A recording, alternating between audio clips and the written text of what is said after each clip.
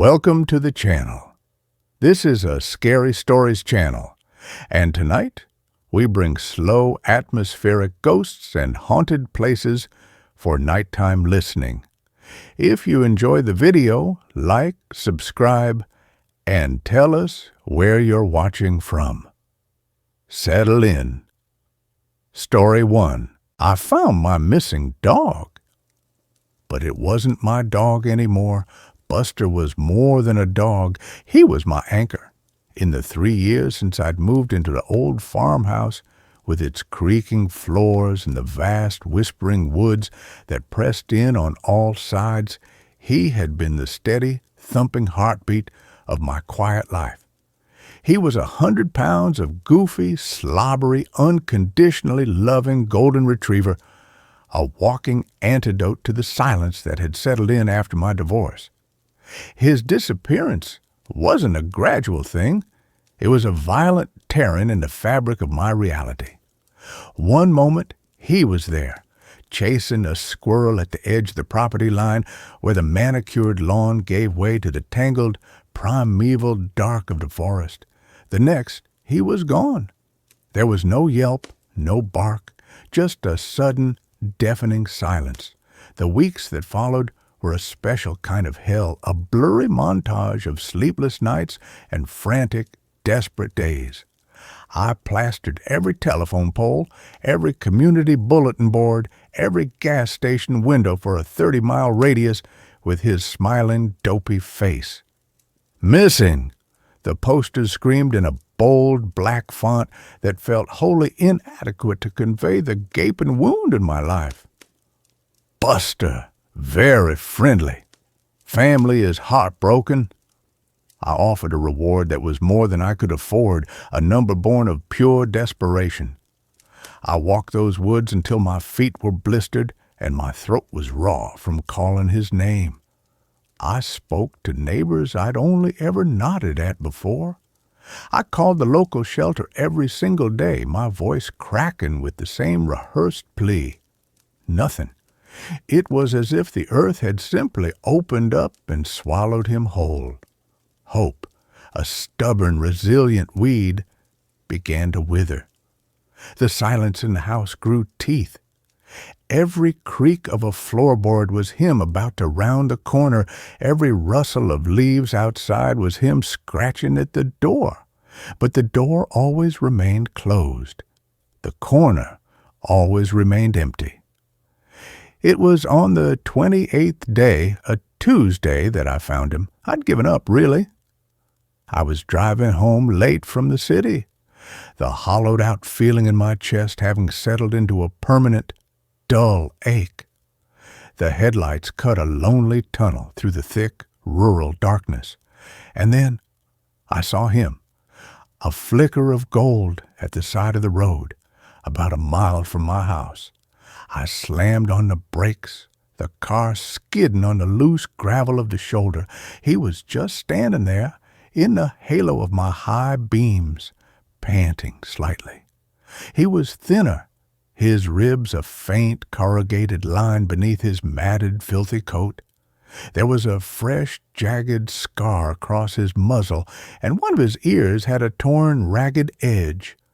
But it was him. It was Buster. "Buster," I whispered, my voice choked with disbelief. His head tilted. His tail gave a single tentative thump against his leg. I threw the car door open and stumbled out, a sob tearing its way out of my throat. "Buster! Oh, my God! Buster!" I ran to him and fell to my knees on the damp asphalt, wrapping my arms around his neck. He smelled of pine needles and damp earth and something else, something vaguely metallic and unpleasant, like old blood. He felt solid, real. He was here. He was alive.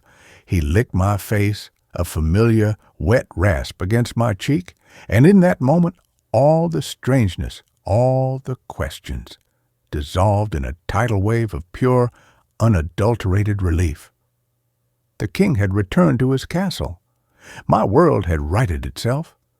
The first hint that the world was still tilted on its axis came that very night.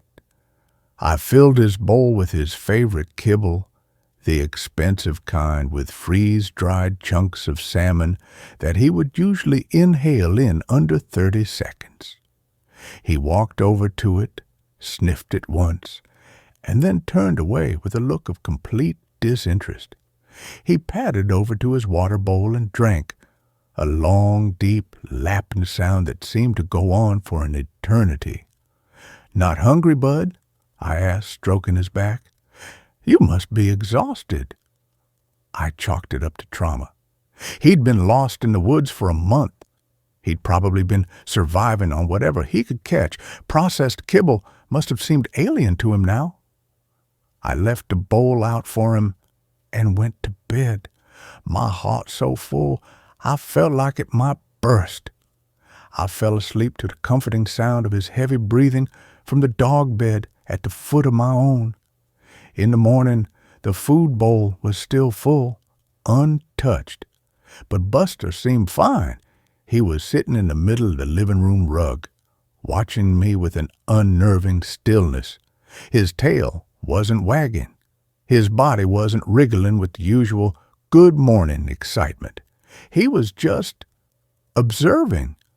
I knelt down in front of him, and he licked my hand, but the gesture felt mechanical, rote.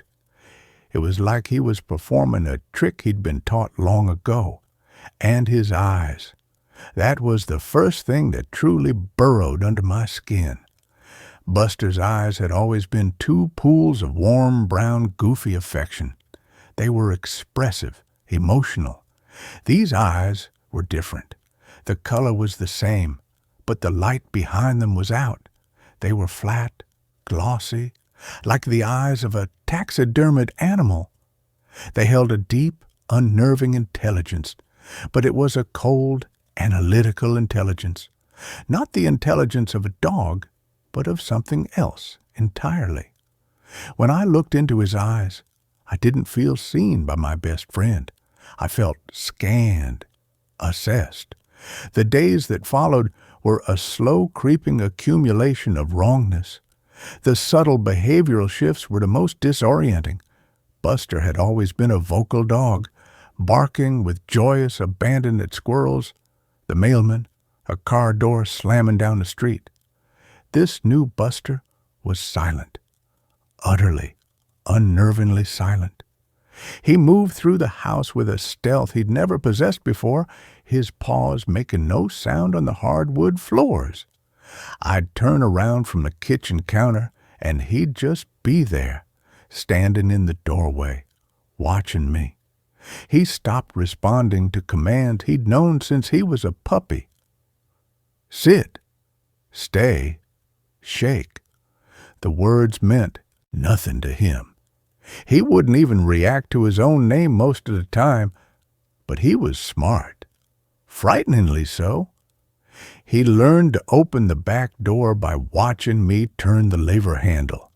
He figured out how to get the lid off the kitchen trash can, not with brute, clumsy force like the old Buster, but with a delicate, precise manipulation of his paw. Then came the food issue. He continued to refuse his dog food, but he was eating.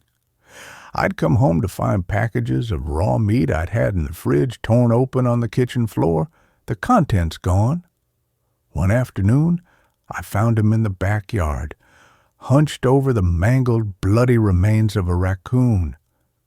He looked up at me, his muzzle dripping with gore, his eyes holding no shame, no fear, just that same flat, calculating stare. He wasn't my dog who would get sick from eating a piece of dropped cheese. This was a predator. I kept trying to rationalize it. He was feral now. He was relearning how to be a domesticated animal. The trauma had changed him. I clung to these explanations like a drowning man to a piece of driftwood, even as the water rose around me. The other animals in the neighborhood began to vanish. Mrs. Gable's fat ginger cat, Marmalade, who used to sun himself on our shared fence line, The yappy little terrier from 2 houses down, they just disappeared. I'd see their missing posters go up, their owners' faces etched with the same panicked grief I had known, and a cold, sick feeling would pool in my stomach. I'd look at Buster, lying placidly on the rug, and he would meet my gaze, his tail giving that same single, deliberate thump. "I know what you're thinking," his eyes seemed to say, "but you can't prove it." The mimicry was the most insidious, the most psychologically shredding part of the ordeal. Just when I would become convinced that this creature was a complete imposter, it would do something that was so perfectly, quintessentially Buster, that it would shatter my resolve. It would suddenly nudge its head under my hand for a scratch behind the ears in that specific way he always had. It would let out a soft, contented groan as I rubbed his belly, a sound I knew as well as my own heartbeat. But these moments were always slightly off-key. They felt like carefully deployed weapons designed to confuse me, to keep me off balance, to make me doubt my own sanity. It wasn't him remembering, it was it learning. It was perfecting its role, using my own reactions as a guide. The breaking point, the moment my desperate denial finally crumbled into dust, happened in the woods. I'd been hearing strange noises from the forest at night, a high-pitched, chittering sound, almost insect-like. One Saturday, driven by a morbid curiosity I couldn't explain, I went looking. I took Buster with me, or rather, he followed me, a silent golden shadow at my heels. I pushed deeper into the trees than I usually did, into the damp, primordial heart of the woods. And then I found it, a small clearing, hidden by a thicket of thorns. In the center was a shallow pit, and in the pit were bones, animal bones mostly. Deer, raccoon, a few smaller skeletons I recognized with a sickening lurch as cats, and half buried in the dirt, caked in mud but still glinting in the dappled sunlight, was a small metal object. It was Buster's old collar, the red leather one with the brass name tag, the one he had been wearing the day he disappeared. It was torn, as if it had been ripped off with incredible force. I stared at it, the world dissolving into a low, buzzing hum in my ears. The real Buster had never come home. The real Buster had died out here in this place. My best friend was gone. The creature standing silently behind me, the one wearing his face, his fur, his body, was his killer. It was a cuckoo in the nest, a monster that had murdered my family and then come home to live with me. I turned around slowly. The thing that looked like my dog was watching me, its head tilted.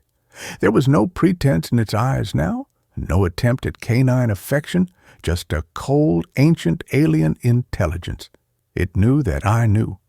The game was over. Its mouth opened, but not to pant. The jaw unhinged, stretching wider than any dog's jaw should, revealing rows of needle-sharp, almost shark-like teeth. And from deep within its throat came a sound, a wet, clicking, multi-toned sound that was a grotesque mimicry of my own voice. "Alex," it rasped, the name broken and distorted.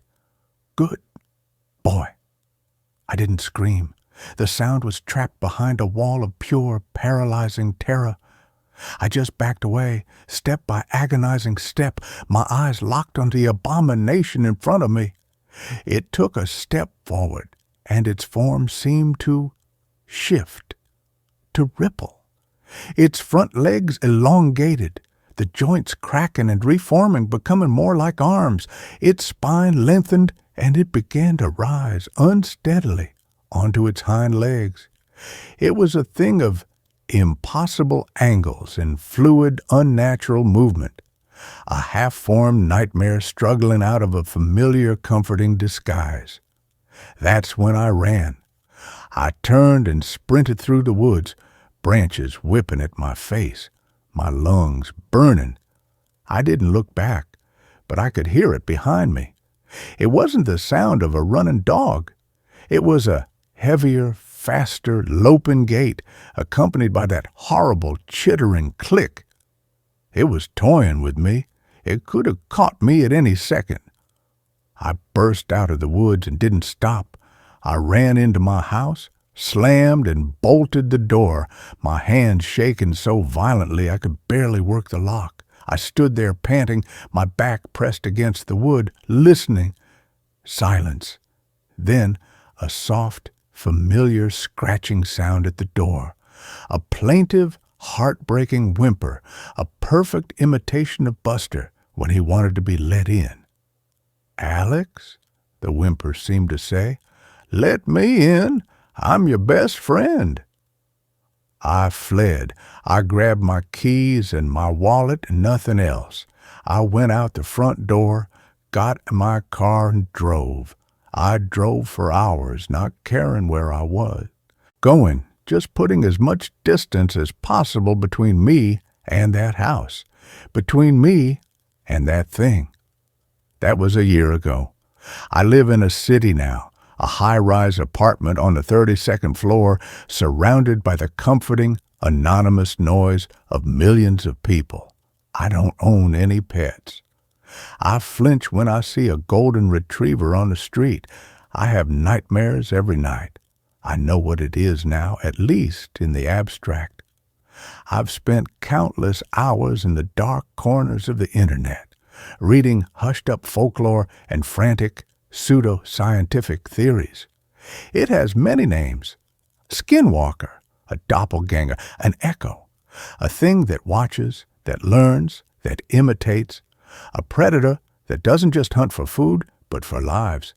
It steals them, wears them like a coat, and it does it so perfectly that you almost don't notice until it's too late. I thought I had escaped, but a few weeks ago, I was walking home from work and saw a poster taped to a lamppost. It was for a missing cat, a fluffy Persian named Snowball. I would have ignored it, but something made me stop. It was the photo, a cheap color copy of a cat looking at the camera. But its eyes, they were flat, black, and held a cold, calculating intelligence that had nothing to do with a cat. They held an unnerving familiarity. I tore the poster down, my hands shaking. I know it's out there. It's here, in this city. It's shed its old skin and is trying on a new one. And I know with a certainty that has become the new anchor in my life that it's hunting again. And maybe, just maybe, it remembers me. And that's where this story ends. Let's move on to the next one. The guest log at this bed and breakfast lists people who were never born. I didn't believe in ghosts, not the kind that moaned in attics or rattled chains. I believed in faulty wiring, carbon monoxide, sleep paralysis, and the human mind's uncanny ability to embroider silence into terror. That's why, when I found the Wren and Ivy, a quaint historic B&B in the Berkshire foothills, listed for $45 a night, I didn't hesitate. A month-long writing retreat, solitude, cheap rent, 0 distractions. Perfect. The listing photos were soft focus, slightly yellowed, ivy-draped stone, a wraparound porch with white wicker, leaded glass catching golden hour light. The host, Eleanor Voss, described herself as a retired librarian with a deep appreciation for quietude and local lore. Her emails were formal, almost archaic. Dear Mr. Ellis, yours in anticipation. The lilacs are particularly fragrant this season. She requested a deposit by check, mailed to a P.O. box in North Adams. Quirky, I thought. Old school charm. The drive up Route 2 grew lonelier with every mile.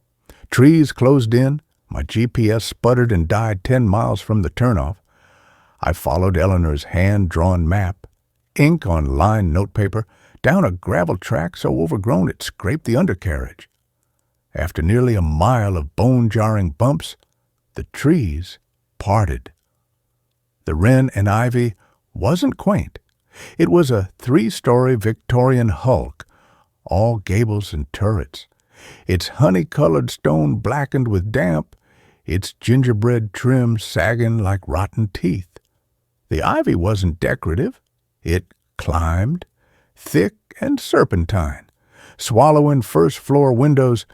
The porch dipped in the center. The wicker furniture was bleached and splintered, cushions long dissolved to dust.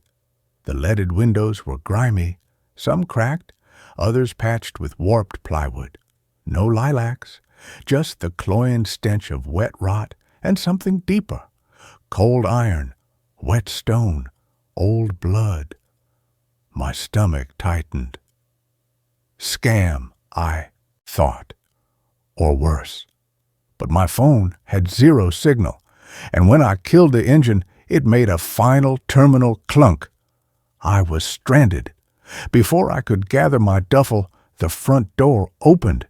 She stood in the gloom, a tall skeletal figure in a high-collared black dress that might have been fashionable in 1895. Her hair was pinned ruthlessly back, revealing a face like parchment stretched over bone, sharp cheekbones, sunken eyes the color of weak tea. Not old, preserved. "Mr. Ellis," she said. Her voice was dry leaves skittering on slate. No warmth, no inflection, just fact. "Yes, Eleanor?" "Eleanor, please." She stepped aside. "Do come in. The damp clings out here." The foyer smelled of dust, beeswax, and that mineral rot. A grand staircase rose into shadow. To the left, a parlor choked with sheet-draped furniture. To the right, a dining room with a long mahogany table set for 12, crystal goblets, silver forks, all filmed in gray dust. No food, no people. She led me up the groaning stairs, her slippers whispering on worn oak. The second floor was a corridor of identical doors, all shut. The air grew colder. She took a narrower, steeper stair to the third floor. Here, the damp smell intensified. The east wing held 3 doors. She stopped at the first. The lilac room. Inside, a narrow brass bed, a writing desk, a straight-back chair, a wardrobe like a sarcophagus. Faded lilac wallpaper peeled at the seams. The window was sealed shut, rusted latch fused. No view, just the forest, dark and close. "Supper is at 7, she said, turning to leave. "Dining room. Promptness is appreciated." She paused, hand on the doorframe, her pale eyes locking onto mine. "The guest log is on the desk. Tradition. All visitors sign upon arrival. It is important." The door clicked shut. I dropped my bag. Exhaustion warred with unease. "Old house, old woman. You'll fix the car tomorrow." I went to the desk. There it was. A ledger, not a notebook, a book. Bound in cracked green leather, brass corners tarnished, spine held by fraying black tape. Open. At the top of a fresh page, in precise, spidery script, Arthur Ellis. June 12th. My breath hitched. I hadn't signed it. I hadn't even seen it. I uncapped the fountain pen chained to the desk, cold, heavy, ink thick and metallic smelling, and wrote my name beneath hers. As I lifted the nib, a fat drop of ink fell, blooming into a dark, irregular blot. I flipped back a few pages. Names, dates, all within the past year. Silas Thorne, May 3rd. Marigold Finch, April 17th. Theodore and Beatrice Croft, March 29th. Anya Petrova, February 14th. The Henderson family, January 8th. None rang a bell. The names felt staged, nostalgic. Marigold Finch? And the volume for this decaying relic? Implausible. I closed the ledger with a soft thump and tried the window again, solid as a tombstone. Dinner was a study in dread. Eleanor sat at the head of the long table, I at the foot. The distance felt oceanic. She served broth, boiled potatoes, gray meat on chipped porcelain, no small talk. Just the scrape of my spoon, the tick, tick, tick of a grandfather clock somewhere deep in the house, a sound I hadn't heard before, and the occasional groan of floorboards. Lovely home, I ventured. It has history. Local history? You were a librarian? A custodian of records, she said. Some records persist. I tried again. Any local legends? Ghost stories? Her pale eyes lifted.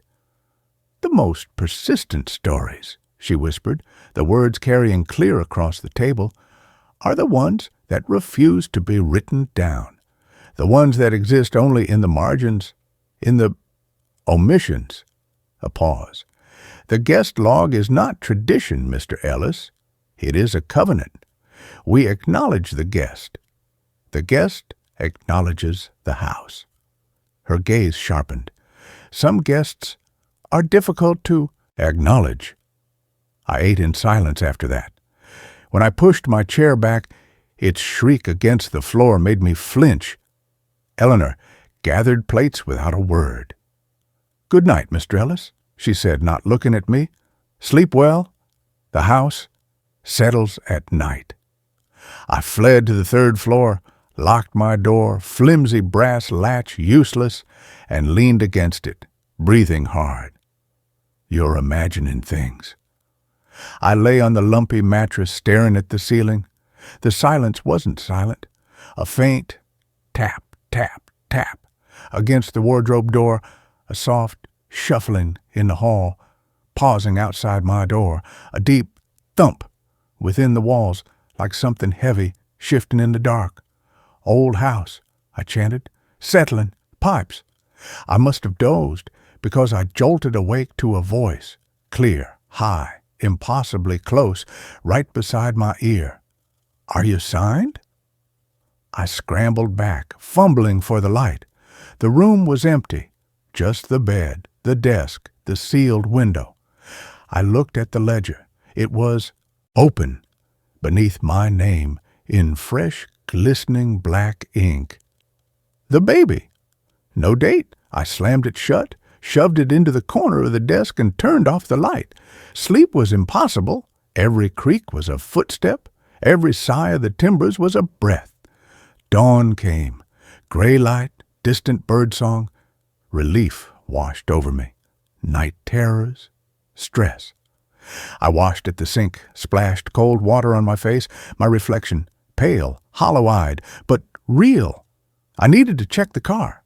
I opened the door. The ledger lay in the hallway, 10 feet from my room, face down, as if thrown. My hands shook as I picked it up, flipped it open. Not my page. An older page, yellowed, brittle, faded brown ink. October 17th, 1898. Eleanor Voss. Jonathan Voss. And beneath Jonathan, in a shaky, blotted hand, stillborn. My throat closed. Below that, in Eleanor's precise script, but ink black, fresh-looking against the aged page, the baby, October 17th, 1898, and scrawled over it in the same shaky hand as stillborn, the paper torn with a pen dug in, he cries. He is cold. He is not signed. A whimper escaped me. I dropped the book. October 17th, 1898. Eleanor wasn't retired. She was eternal, bound here by grief, by him, the baby. Are you signed? Not a question, a plea, a demand for recognition, for existence. The ledger wasn't a record. It was a ledger of the acknowledged, the permitted. Eleanor, in her endless sorrow, signing names, real guests, phantom names, the lost, the never born, to populate her hollow world, to give her child a host of companions in the dark, to make him real. And I had signed my name, entered the covenant. A floorboard groaned behind me. I whirled. Eleanor stood at the end of the hall, backlit by gray window light. She hadn't made a sound. "The log," she said, her voice flat, hollow, echoing with centuries of weariness, "must be kept current. The guests must be acknowledged." She stepped forward. The air chilled. "He asks every night, 'Are you signed?' He is so very cold, Mr. Ellis. He needs names to know he is not alone." She reached the ledger, her bony fingers closing around it. "You signed. That is good. Necessary." Her pale eyes fixed on mine. No anger, only infinite sorrow and terrifying resolve. But the list requires balance. For every guest who arrives, another must be recorded. To keep the books fair, to keep him quiet. She turned, clutching the ledger like a relic, and walked silently toward the stairs. I stumbled back into my room, grabbed my duffel, shoved in my laptop, my keys. The keys. My hands trembling, I yanked the door open. The ledger lay on the floor again, right outside my door, open to a fresh page. Arthur Ellis, June 12th. Arthur Ellis. My signature, ink blot dark. The next guest. No name, just waiting. Downstairs, the grandfather clock began to chime. 7 times. Slow. Final. Supper. The shuffling returned. Closer, stopping outside my door. A soft tap, tap, tap. Not nails. A pin. I backed into the room, slammed the door, threw the useless latch. My eyes darted. Desk, window, sealed, wardrobe, the duffel bag. Keys. I had the keys. The car was dead, but maybe if I got to the road, flagged someone down. I crept to the window, pressed my ear to the cold glass, listened. The tapping continued, steady, patient. Tap, tap, tap, tap. Then silence. I waited. 1 minute, 2, 5, nothing. Go. Now. I unlocked the door, eased it open an inch. The hallway was empty. The ledger was gone. My breath fogged in the cold air. I stepped out, moving fast, silent, toward the stairs. Halfway down the 3rd-floor corridor, I saw it, propped against a banister at the top of the grand staircase. The ledger, open, and on the top step, lined beside it, a fountain pen, the one from my desk, uncapped. A single drop of black ink hung from the nib, trembling. I didn't stop. I flew down the stairs 2 at a time, my duffel banging against my hip. The foyer yawned before me, darker than before. The front door, massive oak iron fittings, stood slightly ajar, a sliver of gray daylight. Hope surged. She left it open. I sprinted for it. My hand closed on the cold iron handle. I pulled. It didn't budge. I pulled harder, muscles straining, nothing. It was locked from the outside, or held. I turned, panting. Eleanor stood at the foot of the stairs, the ledger in one hand, the pen in the other. She hadn't descended. She was just there. "He is quiet now," she said softly, "for the moment, but he will ask again, tonight, and the night after, and the night after that." She held up the pen. "The balance requires completion, Mr. Ellis. A name, a real name, someone who will come, someone you can invite." Her gaze drifted to my duffel bag, to the laptop inside, to the phone in my pocket. Still no signal, but it held contact lists, friends, family. "You signed your name," she whispered. "Now you must sign his guest." The cold wasn't just in the air anymore. It was in my bones, in my blood. I understood. The Henderson family, for had they vanished, or had someone sent them? A desperate trapped guest, bargaining with Eleanor, signing over others to buy time, to silence the crying? Anya Petrova, Silas Thorne. Sacrifices, offered freely or coerced in the dead of night, pen pressed into a shaking hand. The ledger wasn't a guest book, it was an altar, and I was expected to make the next offering. "No," I choked out. Eleanor's expression didn't change. She simply opened the ledger to a fresh page, placed it on the dusty hall table beside the grandfather clock. Tick, tick, tick, and laid the pen beside it. "The house settles at night, Mr. Ellis," she said, turning toward the dining room. "But he only settles when the list is balanced." She disappeared into the gloom. I stood frozen, staring at the ledger, at the blank page, at the pen, its nib gleaming. My phone buzzed in my pocket. I fumbled it out. A text from my sister. "Hey, Mom says you're off-grid for a month. Crazy! How's the creepy old B&B? Send pics?" My vision blurred. My sister, Sarah, 2 kids, Liam, 5, Chloe, 3. Liam, who cried when he was cold. Liam, who asked, "Are we here yet?" 100 times on car rides.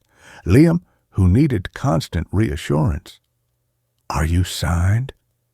A sob tore from my throat. I looked at the ledger, at the blank line beneath. The next guest. I could say no, I could refuse, and tonight, when the tapping started, when the child's voice whispered beside my bed, "Are you signed? He is cold." What then? Would Eleanor come, or would he? Would the cold deepen? Would the walls bleed damp? Would the shuffling become a crawl? Would the tapping become a scratching at the inside of the wardrobe? How long could a man last in a house that demanded blood and ink? My hand moved, not toward the door, toward the table, toward the pen. It was heavier than I remembered, cold. The metal bit into my fingers. I opened the ledger to the fresh page. My name stared back. Arthur Ellis, June 12th. Beneath it, the words, "The next guest." I touched the nib to the paper. The ink flowed black and thick. I didn't write a name. Not yet. I wrote 2 words, a plea, a delay. Not yet. I stepped back. The grandfather clock struck 8. From deep within the house, a sound I'd never heard before, a baby's cry, thin, desperate, unearthly cold. It didn't come from upstairs. It came from inside the wall beside the ledger. Eleanor's voice drifted from the dining room, calm, final. "The balance is not satisfied, Mr. Ellis, but the house acknowledges your effort. Supper is waiting. Perhaps inspiration will come." The cry rose in pitch, sharp, with need. I looked at the pen, at the blank space beneath, not yet. At my phone, still glowing with Sarah's text, the cold seeped deeper. I didn't move toward the dining room. I didn't move toward the stairs. I stood beside the ledger, the pen heavy in my hand, listening to the crying in the wall, knowing 2 things with absolute, soul-crushing certainty. First, I would not leave the wren and ivy. Second, eventually my hand would move again, and this time it would write a name. The crying softened, then stopped. In the sudden silence, the only sound was the tick, tick, tick of the clock, and the faint, expectant tap, tap, tap of a pen, waiting on the page. And this story ends here. The next one begins now. The ghost in my basement won't stop rearranging my furniture. I bought the house on Holloway Street because it was the only place I could afford after the divorce.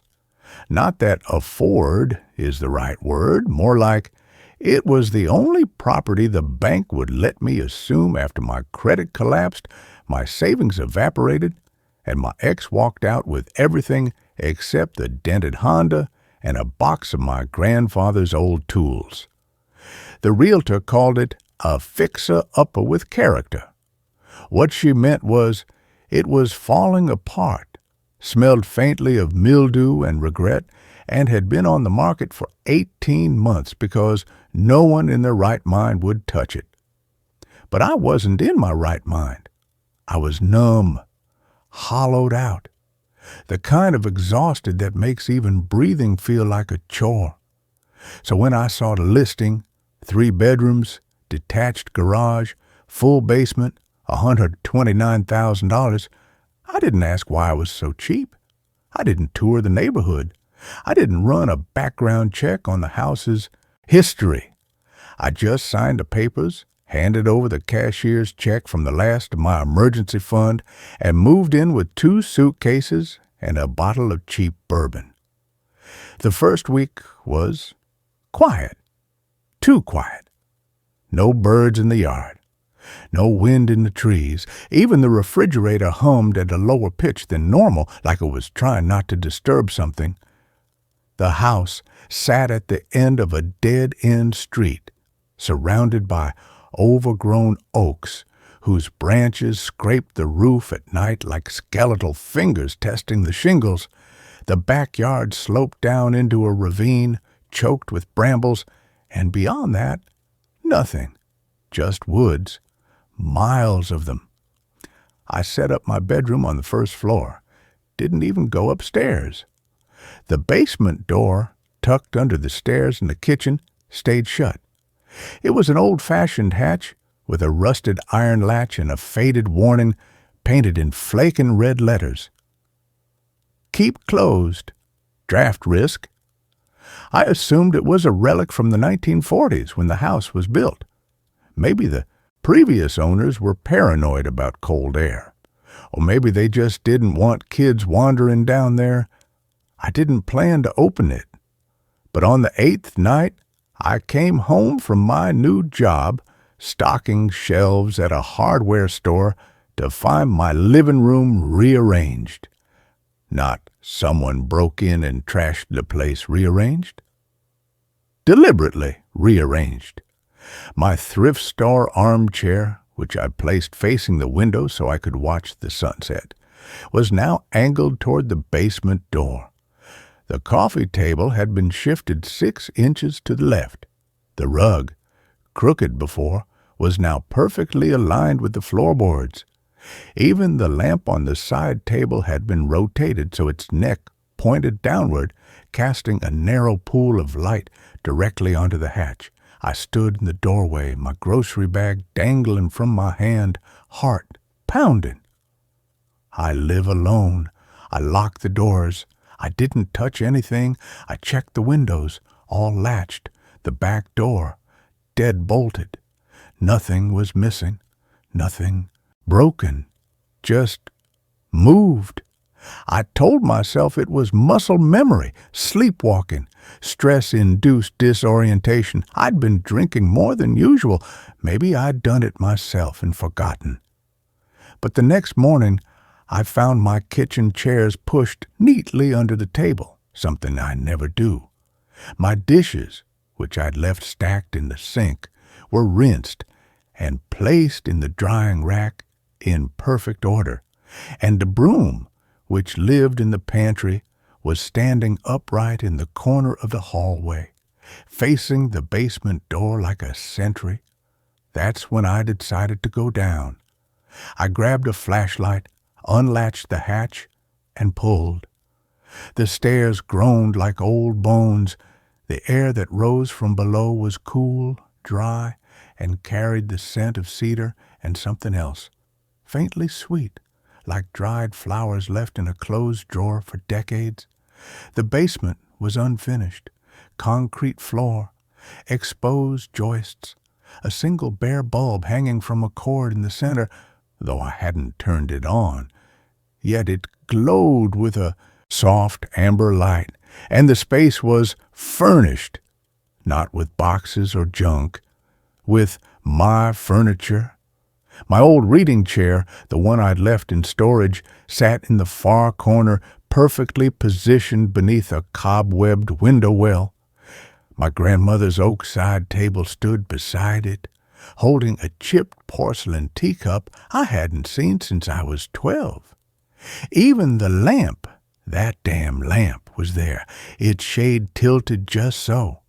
But I hadn't brought any of this down. I hadn't even unpacked it. I backed up the stairs so fast I nearly fell. I slammed the hatch shut and shoved a kitchen chair under the handle. That night, I slept with the lights on. The rearranging didn't stop. It escalated.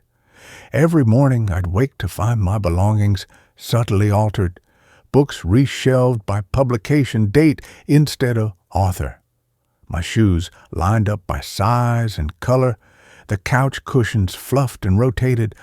Once I came home to find my entire work uniform, jeans, flannel, steel-toed boots, laid out on the bed as if someone expected me to leave and never return. But the basement, that was the worst, because now things were coming up. A hand-knit blanket appeared on my bed, my mother's, lost in the move. A music box I'd owned as a child sat on the windowsill, its lid open, playing a warped lullaby at 3 a.m. And one morning, I found a framed photograph on my nightstand, me at age 7, sitting on a swing in a backyard I didn't recognize, smiling beside a woman who wasn't my mother. On the back, in faded ink, "Don't forget us." I called the county clerk, ran property records. The house was built in 1942 by a man named Walter Gable. He lived there with his wife Eleanor and their daughter Clara. Clara died in 1953 at age 9. Pneumonia, the death certificate said. Walter hanged himself in the basement 3 months later. Eleanor vanished shortly after. No body was ever found. The house changed hands 6 times. Each owner reported odd occurrences. One family claimed their furniture moved overnight. Another said they'd hear footsteps pacing the basement.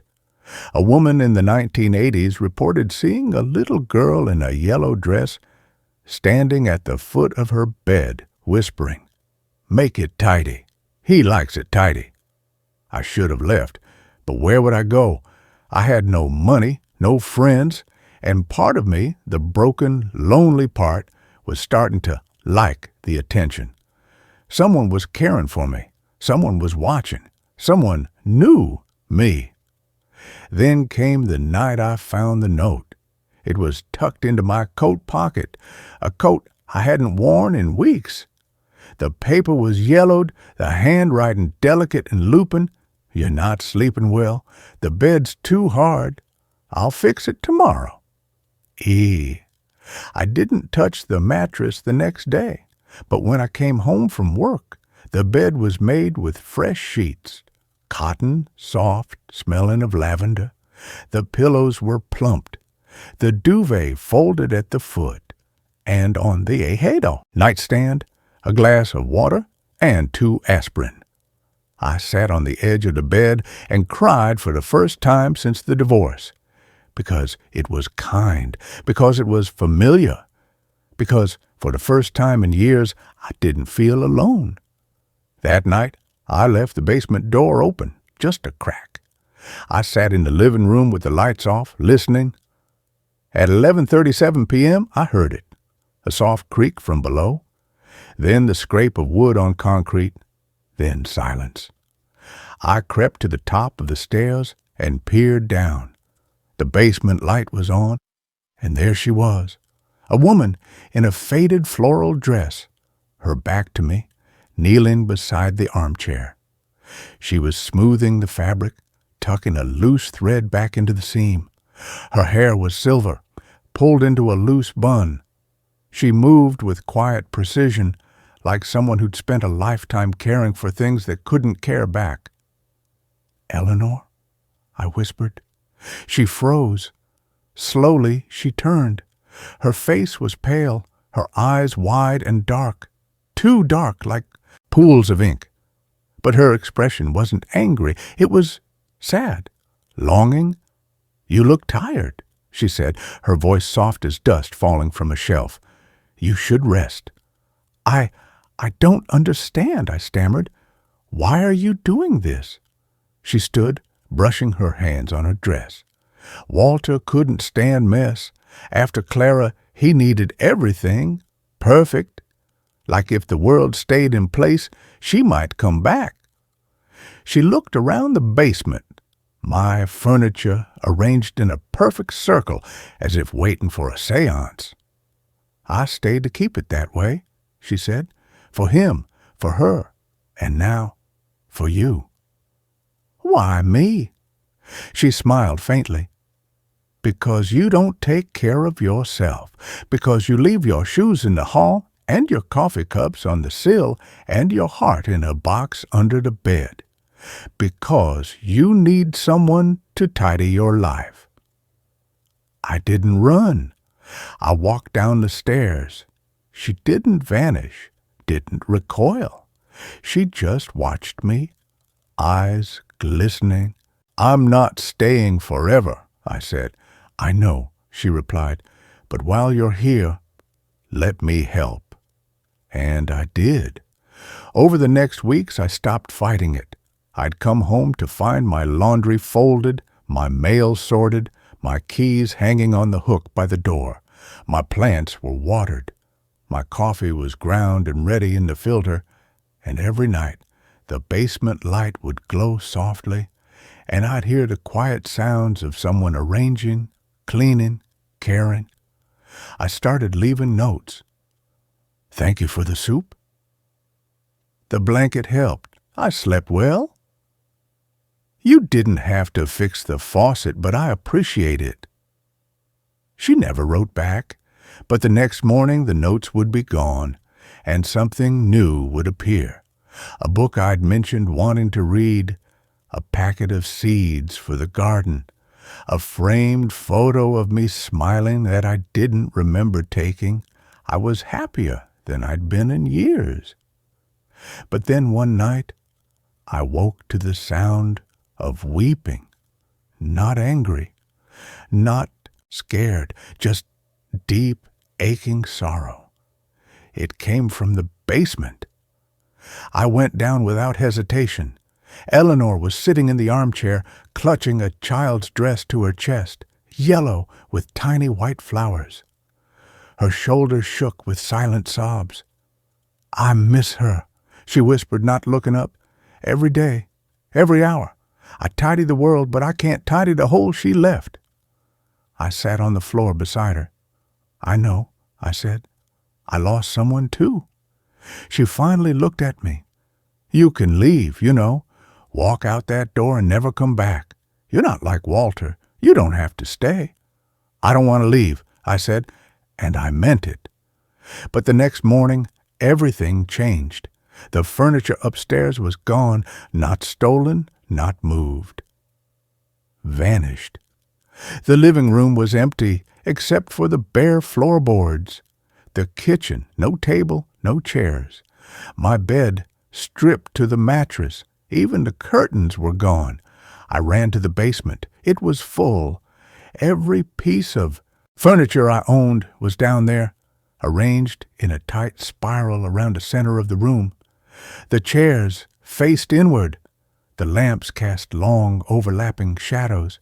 And in the middle, on a small stool, sat the yellow dress. A note lay on top. "He's coming back tonight. He doesn't like mess. You have to choose. Stay and be tidy, or leave and be free." I realized then what she'd been protecting me from. Not the ghost. Herself. Walter wasn't the only one who couldn't let go. Eleanor had been trapping souls here for decades. Anyone broken, anyone lonely, turning them into permanent residents of her curated afterlife. A perfect, silent world where nothing was out of place and nothing ever changed. I ran upstairs, packed what little I had left, clothes, laptop, my grandfather's tools. I was at the front door when the clock struck midnight. Behind me, every door in the house slammed shut. The lights went out. From the basement, I heard footsteps, slow, heavy, male, and a woman's voice pleading, "Please, not him, take me instead." I turned the knob. It wouldn't budge. The windows fogged over. In the glass, a reflection appeared, not mine. A man in a worn suit, rope burns around his neck, eyes hollow. He pointed to the basement.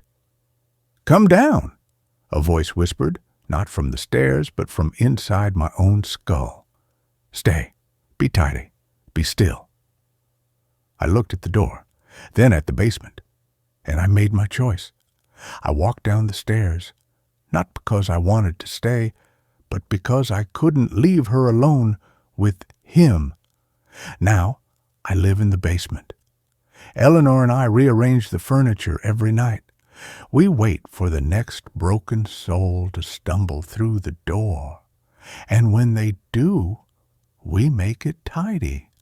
Because that's what we do. That's who we are. And the house is always hungry for someone to care for. That brings this story to a close. Let's carry on to the next one. The town's cemetery has no graves, but I keep hearing screams underground. My therapist, a woman with a kind face and a voice as soft as felt, called it a geographical cure. The idea that a change of scenery could somehow cauterize the gaping wound in my life. I didn't have the heart to tell her that my grief wasn't a geographical problem. It was a parasitic entity that had taken up residence behind my eyes, and it would pack a bag and come with me wherever I went. Still, the thought of leaving the city, with its million tiny ghosts of a life I'd once shared with my wife Anna, was a compelling one. So I packed my laptop, a few boxes of books, and the metaphorical suitcase full of sorrow, and drove north. The town I chose was called Havenwood. I'd found it on a list of America's most quaint and quiet towns, a bit of online clickbait that suddenly felt like a lifeline. The picture showed a postcard-perfect hamlet nestled in a valley of rolling green hills, a place that looked like it had been put under a glass dome sometime in the 1950s and forgotten about. It was exactly the kind of anesthetic silence I was looking for. And for the first week, it was. I rented a small, furnished cottage at the edge of town, a place that smelled of lemon polish and old wood. The locals were friendly in a cautious, practiced way. They smiled from behind the counters of the general store and the single-pump gas station, their eyes holding a placid, almost unnerving calm. It was a town that seemed to be holding its breath, perpetually waiting for a storm that never came. It was on a walk, during that hazy liminal hour between dusk and true night, that I found the cemetery. It lay on a gentle slope just west of the town, surrounded by a magnificent wrought iron fence that was a masterpiece of Gothic curlicues and spear points. The gate was a grand arched affair with the words Havenwood Memorial Green forged into the iron.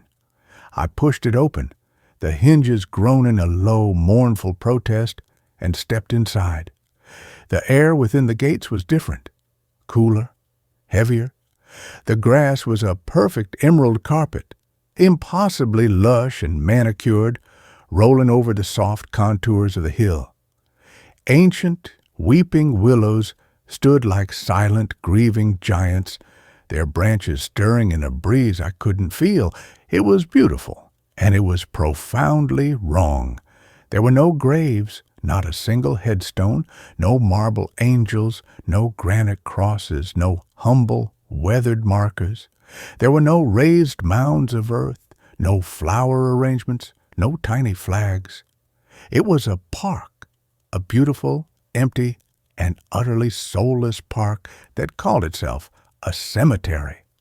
I walked the entire perimeter, my footsteps unnaturally loud on a pristine lawn, a growing sense of dislocation crawling up my spine. A cemetery is a place of names, of dates, of remembrance etched in stone.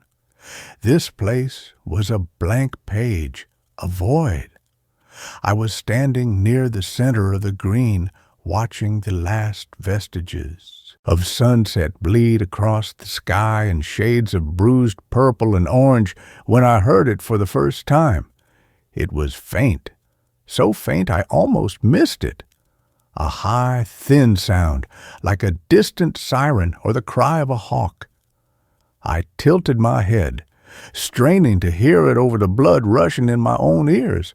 The sound came again, and this time there was no mistaking it. It was a voice, a human voice, stretched and distorted by distance and desperation. It was a scream, and it was coming from the ground beneath my feet. I froze, my body going rigid. The sound was gone as quickly as it had come, leaving behind a silence that was now charged with a terrible, new significance. It had to be the wind, an animal. My mind, raw and frayed from months of grief, was playing tricks on me. I told myself this, repeated it like a mantra as I backed away from the center of the lawn, my eyes wide, scanning the empty, perfect grass. I didn't stop walking until the iron gate clanged shut behind me, the sound echoing in the twilight like a cell door locking. The next morning, I tried to rationalize it. My cottage was old, the pipes probably groaned. The woods were full of foxes and bobcats whose cries could sound unnervingly human. But the memory of the sound, its specific human tenor of agony, was a fishhook in my mind. I went into town for coffee, needing the comforting banality of human interaction. The diner was a small, bright place called the Morning Glory, and the woman behind the counter, a middle-aged lady named Brenda with a beehive of impossibly blonde hair, slid a mug in front of me with a practiced, friendly smile. "You're the writer, aren't you?" she asked, her voice cheerful. "Renting the old Miller place." News traveled fast in Havenwood. "That's me," I said, forcing a smile in return. "Leo Vance." "Brenda, welcome to Havenwood. Hope you're finding the peace and quiet you were looking for." Her smile was so open, so genuine, that I felt a surge of courage. "I am. It's a beautiful town. I was walking by the cemetery last night, the Memorial Green." Brenda's smile didn't falter, but something in her eyes tightened, a subtle, almost imperceptible shift. The light behind them dimmed for a fraction of a second. "Oh, yes, our green," she said, her voice a little too bright. "Isn't it lovely? So much nicer than a field full of sad old stones, don't you think?" "It's certainly unique," I said, choosing my words carefully. "I've never seen a cemetery without any graves before. What do you do? Cremation?" She wiped down a perfectly clean section of the counter. "We don't believe in dwelling on the end, Mr. Vance. We believe in celebrating life. When someone passes, their spirit is freed, returned to the valley. The green is a place for quiet reflection on that freedom. It's a place for life, not death." The answer was so polished, so rehearsed. It was like she was reading from a town brochure. It was a neat, tidy deflection that answered nothing at all. I wanted to press, to ask her if she'd ever heard strange noises there, but the look in her eyes, a sudden hard glint of warning behind the friendly facade, stopped me. "Don't ask," the look said. "You don't want to know." I couldn't stay away. The Memorial Green drew me back that evening, a moth to a flame I knew would burn me. This time, I was prepared. I brought a high-powered directional microphone, a relic from my brief, ill-fated foray into podcasting. I sat on a stone bench just inside the gates, the headphones pressed tight against my ears, and pointed the microphone at the center of the lawn. For an hour, there was nothing but the soft, rustling sound of the willow leaves and the low, ambient hum of a world settling down for the night. I was starting to feel foolish, a paranoid man chasing auditory ghosts. Then, through the headphones, the sound erupted. It wasn't a single scream this time. It was a chorus, a cacophony of voices, muffled and overlapping, rising from the earth. They were faint, but the microphone amplified them, bringing their horror into sharp, terrifying focus. I could distinguish individual voices now, a woman weeping hysterically, a man shouting a single, guttural word over and over again, and a child crying for its mother. They weren't ghosts. They weren't echoes. They were the sounds of living people in unbearable agony. My hands trembled so violently I almost dropped the microphone. I ripped the headphones off, my heart jackhammering against my ribs. The sounds vanished, replaced by the placid evening quiet. The disconnect was dizzying, schizophrenic. The serene, beautiful park, and the charnel house of sound that existed just beneath its surface. My journalistic instincts, dormant for so long, roared back to life, fueled by a potent cocktail of terror and outrage. This was not a haunting. This was a crime, a monstrous, ongoing crime, hidden beneath a blanket of perfect green grass. The Havenwood Town Library was a small brick building that smelled of dust and decaying paper. The librarian was a man named Mr. Abernathy, a creature who seemed to have been grown in the dark, dusty stacks he inhabited. He was impossibly old and thin, with skin like parchment stretched over a bird skull, and he watched me with watery, faded blue eyes as I browsed the meager local history section. The official town histories were useless, filled with the same kind of bland, cheerful prose as Brenda's explanation. They spoke of founding fathers, harvest festivals, and a strong, resilient community. But in the back, in a section of brittle, leather-bound ledgers containing the town's vital records, I found the first crack in the story. The ledgers recorded every birth, every marriage, every death in Havenwood since its founding in the late 1700s. I started with the most recent and worked my way back. The death records were meticulously kept. Cause of death, next of kin, place of burial, and up until 1923, every single entry for place of burial read Havenwood Cemetery. Then, in the autumn of 1973, they just stopped. The deaths were still recorded, a flu here, a heart attack there, but the place of burial column was left starkly, uniformly blank. From that point on, for nearly 100 years, not a single burial was recorded in the town of Havenwood.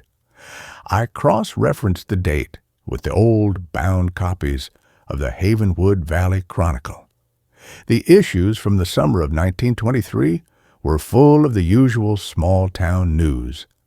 Then, in late September, the tone shifted.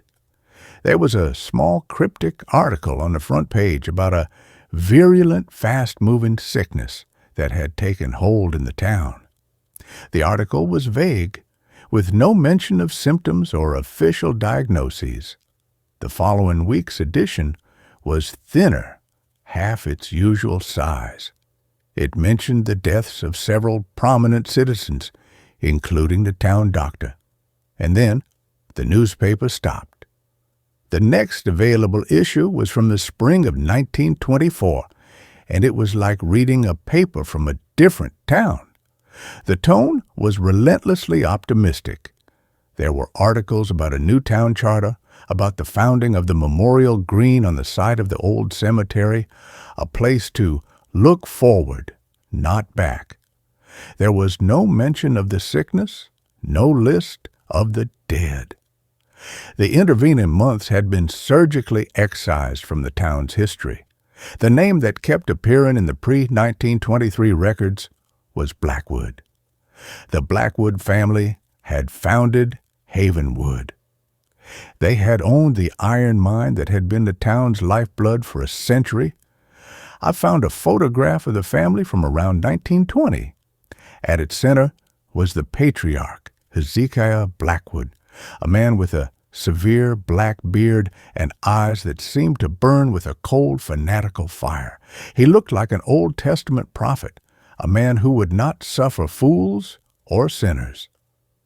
The Blackwood iron mine, according to the records, had closed for good in October of 1923. The same month, the burials had stopped. As my investigation deepened, the town's subtle hostility began to coalesce around me. The friendly smiles became fixed and glassy. Conversations would stop when I entered a general store. I'd feel their eyes on my back as I walked down the street. The quiet of the town was no longer peaceful. It was watchful.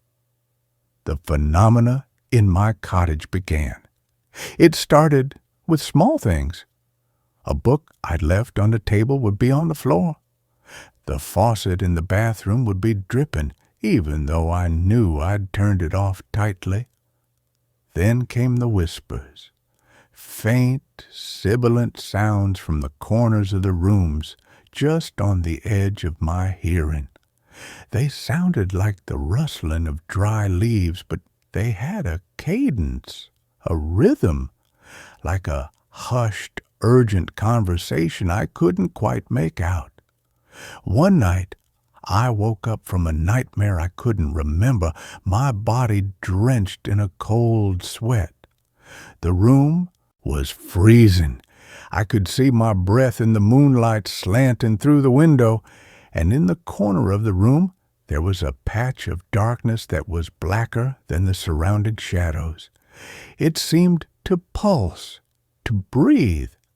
As I watched, paralyzed with a primal, pre-verbal terror, a single, pale, skeletal hand emerged from the darkness, reaching towards me, its fingers twitching. I cried out and threw myself back against a headboard, and the darkness and the hand vanished. I was being warned. The message was clear. Stop digging. But I couldn't. The thought of those voices of that child crying for its mother made it impossible to stop. I found an old hand-drawn geological survey map of the valley in the library archives, a map that Mr. Abernathy had seemed reluctant to show me. It confirmed my growing, horrifying suspicion.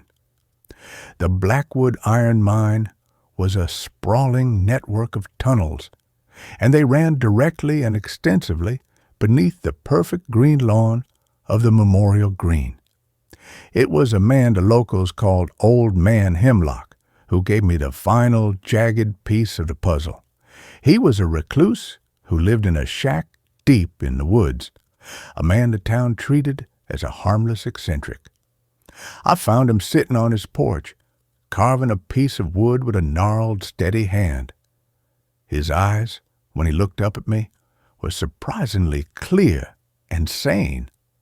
"You're the fella asking questions," he said. It wasn't a question. "I am," I said, my heart pounding. "Some holes are best left unfilled," he said, his voice a low, gravelly rasp. He spat a stream of tobacco juice into the dirt. "You hear 'em, don't you? The hungry ones?" "What are they?" I whispered. "What happened here?" He looked out toward the distant green slope of the cemetery. "That ain't a sickness that took this town in 23, he said, his voice dropping even lower. "That was a reckoning. Hezekiah Blackwood, he didn't dig for iron in that hill. He was digging for something else, something older than the hills themselves.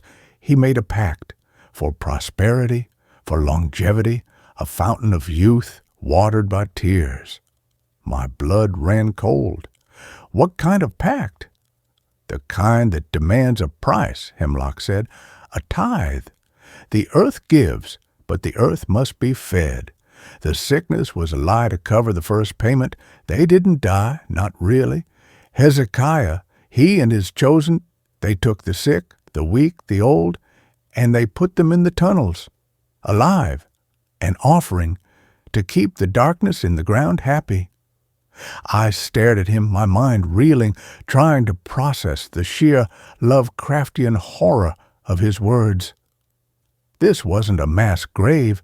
It was a larder, a subterranean prison farm of human suffering, the impossible, vibrant health of the town, its placid calm, its unnatural resistance to the decay of the outside world. It was all being paid for by the screams of the damned. The townspeople, I started. They're the descendants, he finished, for me, the jailers. They live their long, happy lives on top of a symphony of agony, every one of them, and they know the rules. The pact must be honored. The tithe must be paid. He looked me straight in the eye, his gaze sharp and piercing. And you hear that bell in the town square? That ain't a church bell. It's rung when one of them is near the end. It's a dinner bell. Lets the hungry ones know a new resident is on the way. Keeps the cycle going. A wave of nausea washed over me. I thought of Brenda's hard, warning eyes, the watchful silence of the town. This wasn't just a secret. It was a religion. A monstrous, secret-draped religion of human sacrifice. I knew then that my time in Havenwood was running out. I was no longer just a curious outsider. I was a threat. I had uncovered the rotten foundational truth of their perfect little town, and they would not, could not, let me leave with that knowledge. My digging had disturbed a quiet order of things, and the pact, I suspected, demanded balance. The realization that I was the new tithe came with the ringing of the bell. I was in my cottage, frantically packing a bag, my hand shaking so badly I could barely zip it. The sun was setting, painting the sky in bloody, apocalyptic hues. And then it began, a low, resonant bong that echoed through the valley. It was the bell from the town square. Bong. It was a slow, deliberate tolling. It was a sound that vibrated not just in the air, but deep in the bones of the earth. Bong. It wasn't a funeral bell. It was a summons. I looked out the window. In the twilight, I could see figures emerging from the houses down the street.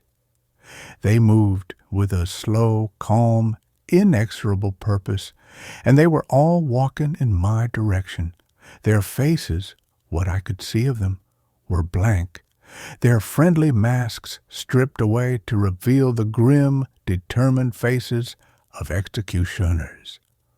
I fled out the back door and into the woods.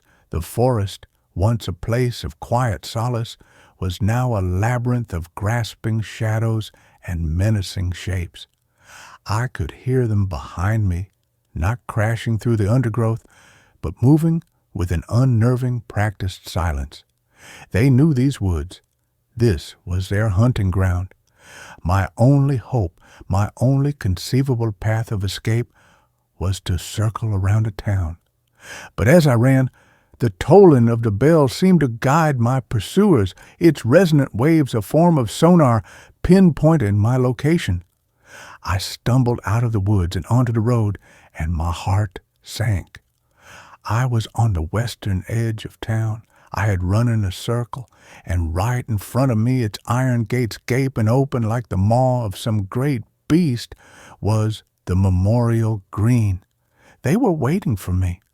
A semicircle of townspeople stood at the gate, their faces illuminated in the cold white light of a single bare bulb that hung over the entrance. Brenda from the diner was there, the gas station attendant, Mr. Abernathy, the librarian, looking more like a vulture than ever. They weren't holding weapons in the traditional sense. They were holding shovels, ropes, and thick canvas sacks. There was nowhere to run. They advanced on me, their movements slow and ritualistic. I was herded like a sheep to the slaughter through the gates and onto the perfect emerald grass.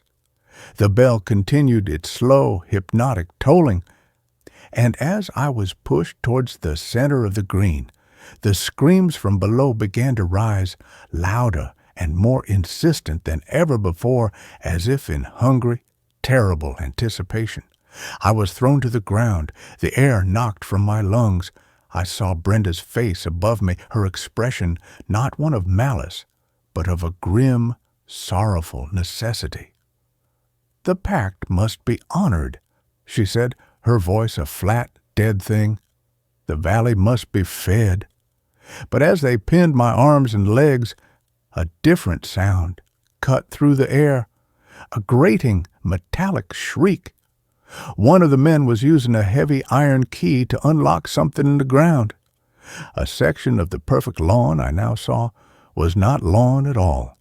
It was a masterfully concealed trapdoor, a sod-covered slab of iron. As they heaved it open, a wave of cold, foul air washed over me, a charnel house stench of damp earth, decay, and profound ancient despair. It was the gateway to hell. And below, in the Stygian darkness, I could see a faint, shifting, phosphorescent glimmer, and I could hear the wet, scrabbling sounds of things moving in that final, desperate moment as they prepared to throw me into the pit. My mind, sharpened by pure terror, found an escape route. It wasn't a route for my body, but for my story, my phone.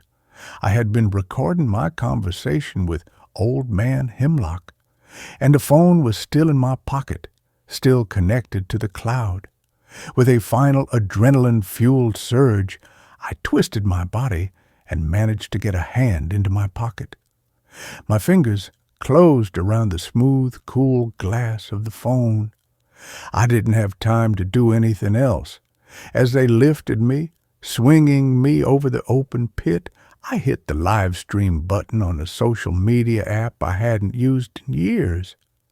I didn't know if I had a signal. I didn't know if it would work.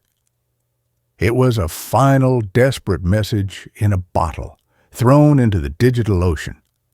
The last thing I saw before they let me go was the screen of my phone, flickering to life, the red live icon glowing like a single defiant drop of blood in the darkness. Then I was falling. The fall was short, a jarring impact that sent a bolt of agony through my leg. I landed on a floor of cold, damp, packed earth. The trapdoor slammed shut above me, plunging me into an absolute disorienting blackness. The bell had stopped. The air was thick, suffocating, and filled with the deafening, echoing symphony of the damned. The screams were all around me now, a physical pressure against my eardrums. My phone had survived the fall. Its screen was cracked, but the light from it cut a weak, pathetic beam into the oppressive dark. I scrambled back, pressing myself against a rough stone wall, and held the phone out like a sword. The light illuminated a scene from a madman's fever dream. I was in a wide circular chamber, the central hub of the mine, and from the dozens of tunnels that radiated outwards from the chamber, they were coming. They were no longer human.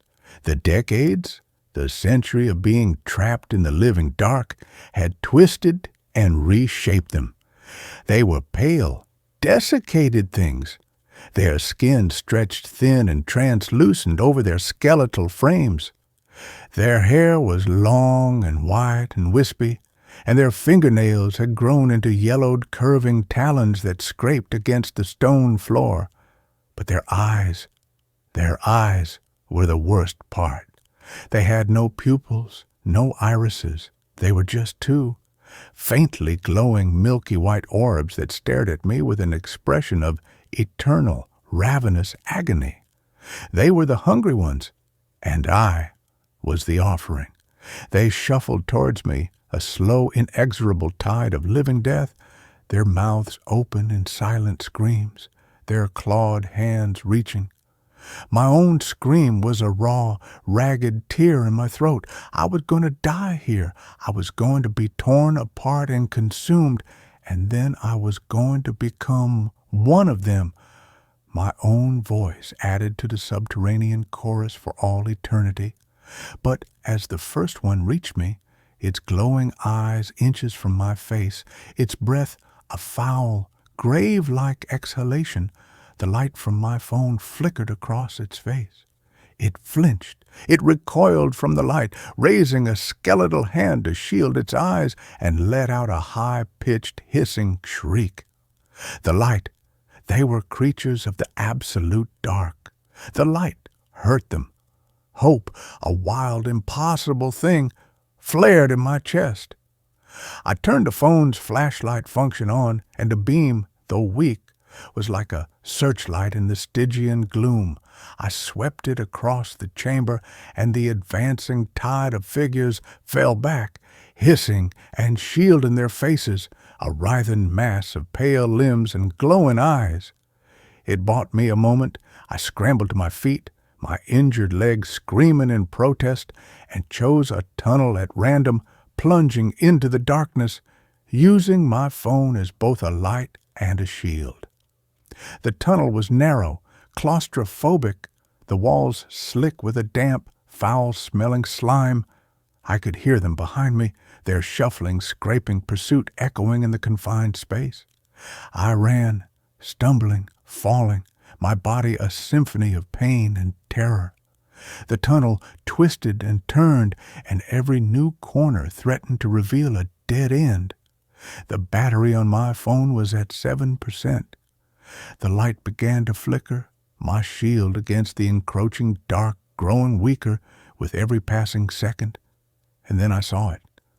Faintly, at the far end of the tunnel, a different kind of light. A small square patch of gray. Air.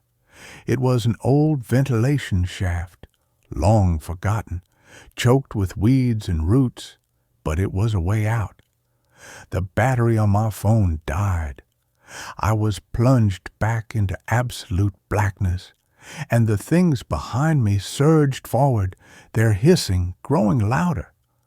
I ran the last few yards in the dark, my arms outstretched, and threw myself at the square of light. I clawed at the dirt and the roots, my fingers bleeding, and pulled myself up, inch by agonizing inch, into the narrow vertical shaft. I could feel their talons scraping at the heels of my boots, but I kept climbing, pulling myself up towards the sky. I burst out of the ground into the cool, clean air of the deep woods, gasping and sobbing, covered in filth and blood. I was miles from the memorial green on the far side of the hill. I didn't look back. I just ran until the woods gave way to a highway, and I flagged down the first passing truck, a terrified, babbling madman who had just clawed his way out of his own grave. My live stream had worked. For 17 terrifying minutes, the world had watched a shaky, flickering feed of a man being thrown into a pit and then pursued by impossible creatures through a dark tunnel, his screams mingling with the screams of 100 others. The feed cut out, but it was enough. By the time the state police, spurred on by a viral video that was being called the most elaborate horror hoax ever staged, arrived in Havenwood, the town was empty. The houses were abandoned, as if the residents had simply vanished into thin air. They found a trap door in the memorial green. They found the tunnels. They found the bones of those who had crumbled to dust, and they found the others, the ones who still moved. The authorities have sealed the mine, and the official story is a bizarre, convoluted tale of a forgotten, isolated cult. No one wants to believe the truth. I am in a hospital now. They tell me I'm lucky to be alive. They are treating my physical wounds, but they have no cure for the wounds on my soul. My phone was recovered, its data intact. The recording of Old Man Hemlock, the live stream, the photos of the blank, perfect cemetery, I have my proof, but it has cost me my sanity. Because sometimes, late at night, in the sterile, quiet dark of my hospital room, I can still hear them. It's faint, just on the edge of my hearing, a muffled, desperate chorus. The screams have followed me, or maybe I've just finally learned to hear the sounds of all the other hidden places in the world, the places built on secrets and suffering. Maybe the whole world is a cemetery with no graves, and I am doomed to be the only one who can hear the screaming. That's where this story ends. Let's continue with the next. My new roommate says she lives in the attic, but the attic is empty. I didn't want to move into the house on Holloway Lane. I had to. Rent in the city had become impossible. Studio apartments going for $2,400 a month with shared bathrooms and cockroach infestations rated mild to moderate by landlords who probably moonlighted as exterminators. My savings, already thin from 2 freelance gigs drying up in the same week, had bled down to a single 3-digit figure. I was sleeping on a friend's couch, but even that charity had an expiration date. Just until you find something, okay? Sarah's sister is coming in 2 weeks. I knew what that meant. You've overstayed. So when I saw the listing, room for rent, $650 a month, utilities included, private bathroom, quiet neighborhood, I should have known it was too good to be true. Even the photos look suspicious. Slightly blurry, low-light shots of a narrow hallway, a kitchen with outdated linoleum, and a fridge that looked older than me in the room itself, a decent-sized space with a window, a closet, and a wrought iron bed frame that somehow managed to look both elegant and ominous. No photo of the exterior, no address, just Holloway Lane, East Hills. I Googled the street. There was an East Hills neighborhood, but Holloway Lane didn't appear on city maps, only on old county plat surveys archived by the local historical society. A dead-end street, mostly undeveloped until the 1920s. One structure built in 1912, demolition permit filed in 1978, never executed. I called the number. A woman answered on the 3rd ring.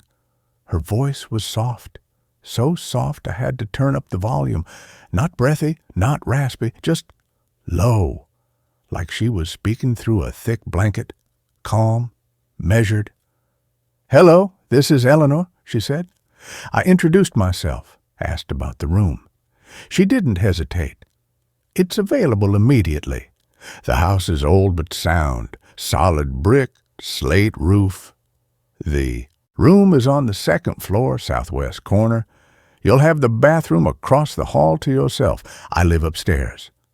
"Upstairs?" I asked. "The attic?" A pause. Not long, less than a second, but I felt it. "Yes," she said. "I live in the attic." I laughed, nervous, automatic. "Oh, wow. Cozy." She didn't laugh back. "It's larger than it looks from the outside. Would you like to see it?" I said yes. She gave me the address. 7 Holloway Lane, and directions that involved turning off a service road behind the old rail yard, past a collapsed chain-link fence, onto a gravel track overgrown with sumac and wild rose. The GPS lost signal 3 blocks in. I followed handwritten signs nailed to trees. Holloway, in uneven black marker. The last one had a small, crude drawing of a house beneath the arrow. The house stood alone at the end of the lane, a 2.5-story colonial in faded brick, with white trim peeling like sunburnt skin. The slate roof was intact, though several tiles were cracked or missing, exposing the underlayment like scabs. The front porch sagged slightly in the center, but held. A brass knob on the front door gleamed, polished, incongruously bright against the weathered wood. Eleanor was waiting inside the open doorway. She was tall, nearly 6 feet, but slender, almost fragile-looking. She wore a high-collared dress in dark green wool, the kind you'd see in a 1940s catalog. Her hair was pulled back in a tight bun, strands escaping like frayed rope. Her face was pale, not sickly, just unexposed. No makeup. Her eyes were gray, the color of overcast sea, and when she looked at me, I felt a strange pressure behind my sternum, like a held breath I hadn't realized I was keeping. "Daniel," she said, smiling faintly. "You came." I nodded, suddenly self-conscious in my jeans and hoodie. "Yeah, thanks for meeting me." She stepped aside. "Come in. Mind the third step? It's loose." The interior was cleaner than I expected. Not modern clean, but cared-for clean. Dust was absent. The hardwood floors had been refinished, recently by the look of the amber sheen, and the wallpaper in the hallway, though floral and faded, was intact. No tears, no bubbling. The air smelled faintly of beeswax, lavender, and something else, something dry and old, like paper left in a sealed drawer for decades. She showed me the kitchen first, functional if dated. A gas stove with chrome knobs, a porcelain sink, a cupboard where she kept a single white teacup and saucer, no dishes, no coffee maker, no signs of cooking. "The room is this way," she said. We climbed the stairs, solid, no creaks, and she led me to the southwest corner. The room was exactly as in the photos. A wrought iron bed with a white quilt, a wooden dresser, a small writing desk by the window overlooking the backyard, overgrown but not wild. Someone had trimmed the brush into rough borders, like the beginnings of a garden never finished. The closet door was slightly ajar. Inside, bare shelves, no hangers. "The bathroom is across the hall," she said. "Hot water is reliable. The boiler was replaced last year." I opened the window. Cold air rushed in, carrying the scent of damp earth and decaying leaves. No traffic noise, no distant sirens, just wind in the trees and, faintly, the tick-tick-tick of a clock somewhere deep in the house. "How much is it again?" I asked. $650. Utilities included. First and last month plus a $200 deposit. You can move in tonight if you'd like. That sealed it. I signed the lease on the kitchen table with a ballpoint pen she produced from a drawer. The document was typed on thick, yellowed paper, the ink slightly faded. No notary, no landlord LLC, just Eleanor Voss. At the bottom, in looping cursive that looked like it belonged in a diary from 1923, she accepted my check, cashier's, pre-signed, just in case, and handed me a brass key on a leather fob. "This is for your room. The front door doesn't lock. I never lock it." "Never?" She tilted her head. "No one comes here but us." I moved in that evening. My things fit easily. A duffel bag, a box of books, my laptop, a framed photo of my parents, both gone now, car accident 5 years ago, and a small Bluetooth speaker I used for white noise. I set up the bed, hung 2 shirts in the closet, plugged in my lamp. The house was quiet. not empty. Quiet. Not the silence of vacancy. It was occupied quiet, the kind of silence that feels like it's holding its breath. I kept catching movement in my peripheral vision, just shadows shifting as the light changed. But when I turned, nothing was there.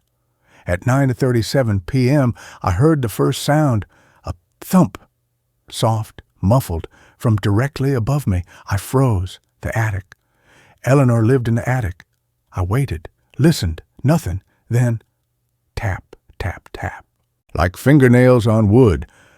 I stood, walked to the center of the room, and looked up at the ceiling. The plaster was smooth, no cracks, no water stains. The sound hadn't been loud, but it was close. As if someone were lying on the floorboards right above me, tapping their fingers against the underside of the ceiling. "Eleanor?" I called, voice too loud in the stillness. No answer. I waited 10 minutes, then 15. The silence returned, heavier now. I brushed my teeth, changed into pajamas, shut off the lamp. Darkness. The house exhaled. I lay in bed, staring at the ceiling, listening to my own pulse. Then, creak. Not from above, from the hallway, a floorboard. Someone was walking, slow, deliberate. Step, pause. Step, pause. Stopping outside my door. I held my breath. The doorknob turned, not all the way, just a fraction, less than an inch, then stopped. I didn't move, didn't blink. After 20 seconds, it turned back. The footsteps retreated. I waited until 2:13 a.m. before I finally slept. The next morning, I found Eleanor in the kitchen pouring tea from a ceramic pot into her single white cup. "You slept well?" she asked, not looking up. "Fine," I said, "just adjusting." She nodded. "The house takes time." I hesitated. "I heard footsteps last night, outside my door." She lifted the cup, sipped. "The floors settle, especially at night, when the temperature drops." It sounded like someone walking. "The wood contracts. It can mimic footsteps, very convincingly." I wanted to believe her, but that afternoon, while unpacking my books, I found something tucked behind the dresser. A photograph. Small, 3x5 inches, black and white, slightly curled at the edges. A woman standing on the porch of this very house. Same brick, same sagging steps. She wore a dress identical to Eleanor's, high-collared, dark wool, her hair in the same tight bun. Her face, Eleanor's face, except the photo was dated, handwritten in pencil on the back, June 17th, 1924. I stared at it for a full minute. Then I slipped it into my wallet. That night, the tapping returned. Tap, tap, tap. Louder. Then a new sound. Dragging. Slow, heavy, like something being pulled across the floor above me. I got out of bed, turned on the light, and stood in the center of the room again. "Eleanor!" I called. Silence. Then, thump, directly above. I grabbed my phone, opened the flashlight, and walked into the hallway. The stairs to the attic were at the far end of the second-floor hall, behind a narrow door I hadn't noticed before, painted the same color as the wall, nearly invisible unless you were looking for it. It had no knob, just a small iron latch. I lifted it. The door opened inward with a sigh, dry hinges, no squeak. A staircase rose into darkness. No light switch. I shone my phone up. Narrow wooden steps, steep, dusty but not thickly so, disturbed recently. Footprints? Too dim to tell. I climbed 7 steps, 8. The air grew colder with each one. At the top, another door, smaller, lower. A pull string dangled from the ceiling just inside. I pulled it. A bare bulb flickered twice, then glowed with a weak yellow light. The attic was empty, not cluttered with old stuff, empty. utterly empty.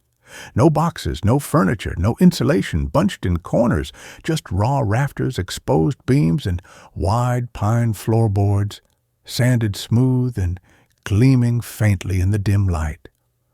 The space was larger than it should have been, stretching nearly the full footprint of the house. But there were no partitions, no beds, no signs of habitation, no Eleanor. I walked to the center, turned slowly. Nothing. But the floor, near the far wall where the roof sloped down, the wood was darker, stained. I knelt. The stain wasn't water. It was irregular, roughly circular, about 3 feet across. Dark, brown, black, deeply absorbed into the grain. I ran my finger over it. Dry. Cold. I looked up, directly beneath where I was kneeling, my bedroom ceiling. That's where the tapping had come from. I stood, heart thudding. Then I saw it. On the nearest rafter, a single strand of hair, long, dark, coiled around a nail. I reached for it. The bulb above me flickered, once, twice, then went out. Darkness. I didn't move. In the black, I heard it. A breath. Not mine. Close. Behind me. I spun, flashlight sweeping the space. Empty. But the air, it had changed. Thick, stale, like the inside of a sealed coffin. And beneath the dust and wood, I smelled it now. Lavender. And something else. Copper. Blood. I backed toward the stairs, light shaking in my hand. When I reached the attic door, I slammed it shut and threw the latch. I leaned against it, breathing hard. Downstairs, the grandfather clock in the front hall chimed. Once. It was 3:07 a.m. I didn't hear it strike again. The next day I drove to the county records office. It took 3 hours, 2 clerks, and a favor called in from a friend who knew someone in archives. But I found it. The deed for 7 Holloway Lane, transferred from Silas Voss to Eleanor Voss in 1923. Then, nothing. No subsequent transfers, no death certificate filed for Eleanor Voss. But in the East Hills Gazette, October 12, 1924, local woman found dead in attic. Eleanor Voss, 28, was discovered yesterday in the attic of her Holloway Lane residence by her brother Silas. Authorities report no signs of forced entry, cause of death pending autopsy, though preliminary findings suggest internal trauma. Miss Voss, a recluse in recent years, had reportedly refused to leave the attic for several months prior to her death. The home remains in the Voss family, though uninhabited since the incident. I sat in my car staring at the photocopy, refused to leave the attic. Found dead in the attic. I looked at the photo in my wallet.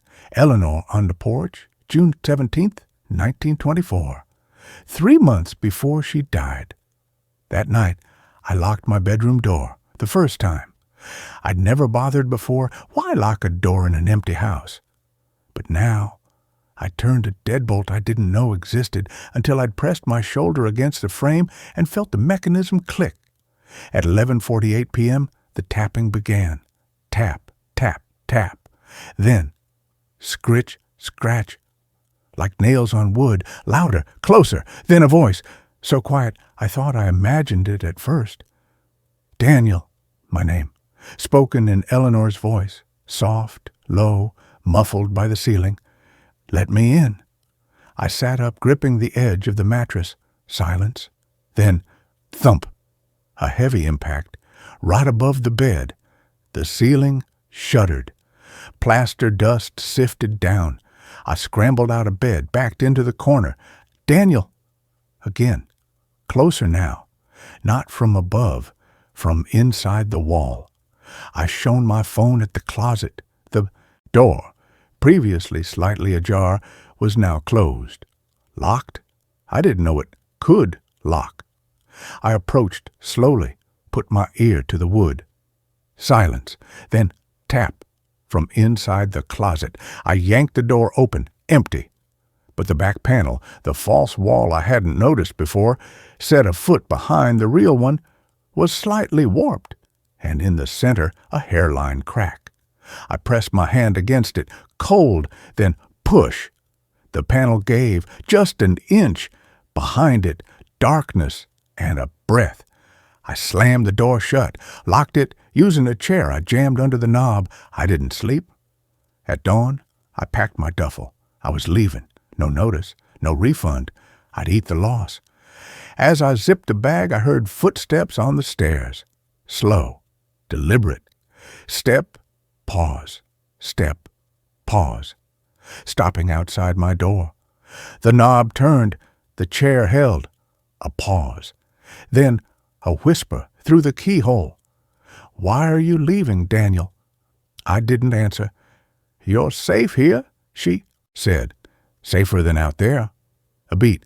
"You don't know what waits for you in the world." I stood, gripping the strap of my bag. "I'm not staying," I said, voice steadier than I felt. Silence. Then a new sound from the attic. A thud. Then another, closer, like something falling down the stairs. Thud. Halfway. Thud. Near the top of the second-floor landing. Thud. Outside my door, I backed away. The doorknob rattled, not turning, shaken violently. The wood around the latch groaned. Then silence. I waited. 5 minutes. 10. I crept forward, put my ear to the door. Nothing. I lifted the chair, turned the knob. The hallway was empty, but the attic door wide open, and on the top step, a single white teacup, shattered. Shards scattered down the first 3 stairs. Steam still rose from the puddle of tea. I ran out the front door, down the gravel drive. Didn't stop until I reached my car. I fumbled with the keys, got in, locked the doors, started the engine. As I backed onto the road, I glanced at the house. Eleanor stood in the upstairs window, the one in my room, watching me. She wasn't smiling, she was crying.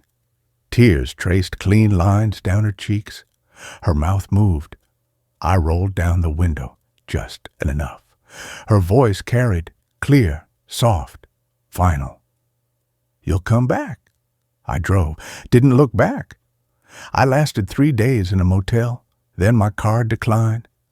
The deposit on the Holloway house was non-refundable.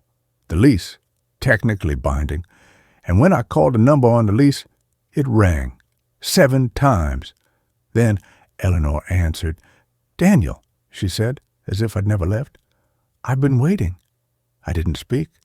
"The room is still yours," she said. "The bed is made. The quilt is warm." A pause. "You know you can't stay away." I hung up, but that night, in the dark motel room, I heard it. Tap, tap, tap, from the ceiling. And when I shone my light up, a hairline crack was forming in the plaster, dark, wet, spreading like a mouth. I checked out the next morning, drove straight to Holloway Lane. The front door was unlocked. Eleanor wasn't in the kitchen. I went upstairs.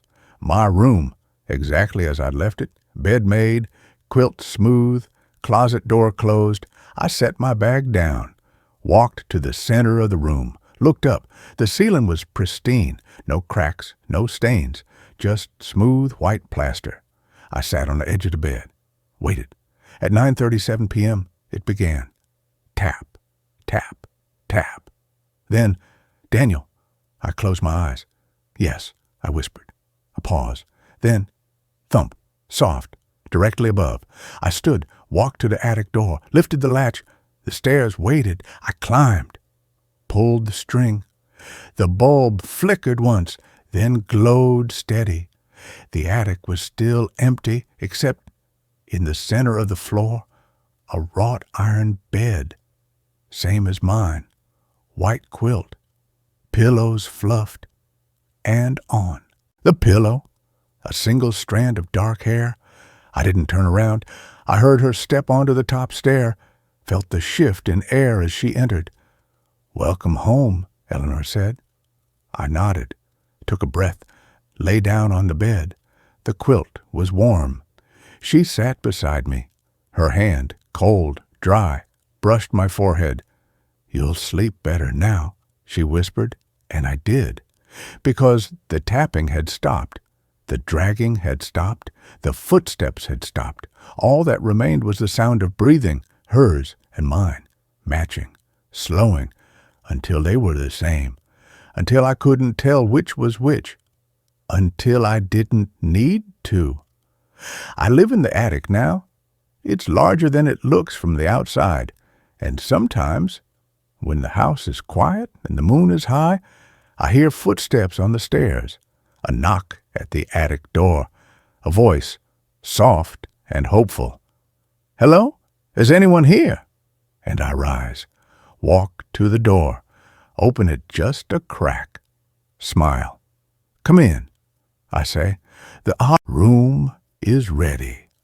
I never lock the front door. No one comes here, but someone always does." That's where this story ends. Let's continue with the next. There's a child who keeps running through my hallway, but I don't have neighbors. The house wasn't supposed to feel like this. It was meant to be my sanctuary. After the divorce, the noise of the city apartment, the sirens, the arguing neighbors, the constant thump of bass from the club downstairs had frayed my nerves to raw wire. I needed silence, real silence, space to breathe, to think, to maybe finally finish the novel I'd been outlining for years. That's why I jumped on the listing for the old Miller place out on Hemlock Road. Cheap. Too cheap, my lawyer friend Sarah had warned me over lukewarm coffee. Places don't rent for half the market rate unless there's a reason, Maya. Mold, foundation issues, bad water. But the photos showed a sturdy, if slightly weathered, 2-story farmhouse on 5 acres of overgrown field and skeletal woods. The description promised peaceful isolation and room to roam. The owner, a reclusive elderly man named Mr. Armitage, communicated only through terse emails. He'd met me once, keys in hand, on a gray October afternoon. He'd barely looked me in the eye, his skin papery and stretched tight over sharp bones, his breath smelling faintly of camphor and damp earth. "Front door sticks when it rains," he'd rasped, thrusting the heavy brass key into my palm. "Well's dry. Use the cistern out back for washing. Don't go in the root cellar. Door's rotted shut anyway. Rent's due 1st of the month. Cash." He'd driven off in a dented pickup before I could ask about the well being dry or why the cistern water was only for washing. The silence after his truck disappeared down the gravel road was profound. No traffic hum, no distant voices, just the sigh of wind through the tall, dry grass and the creak of the porch swing hanging by one rusted chain. It felt like the edge of the world. It felt like exactly what I needed. Moving in was a blur of cardboard boxes and dust. The house smelled of old wood, neglect, and something else beneath it. A faint, sweetish scent, like forgotten apples left to rot in a cool basement. The floors were wide, scarred pine planks, uneven underfoot. The windows were small and deep-set, making the rooms feel perpetually dim, even at noon. My bedroom was at the end of the second-floor hallway, overlooking the tangled woods.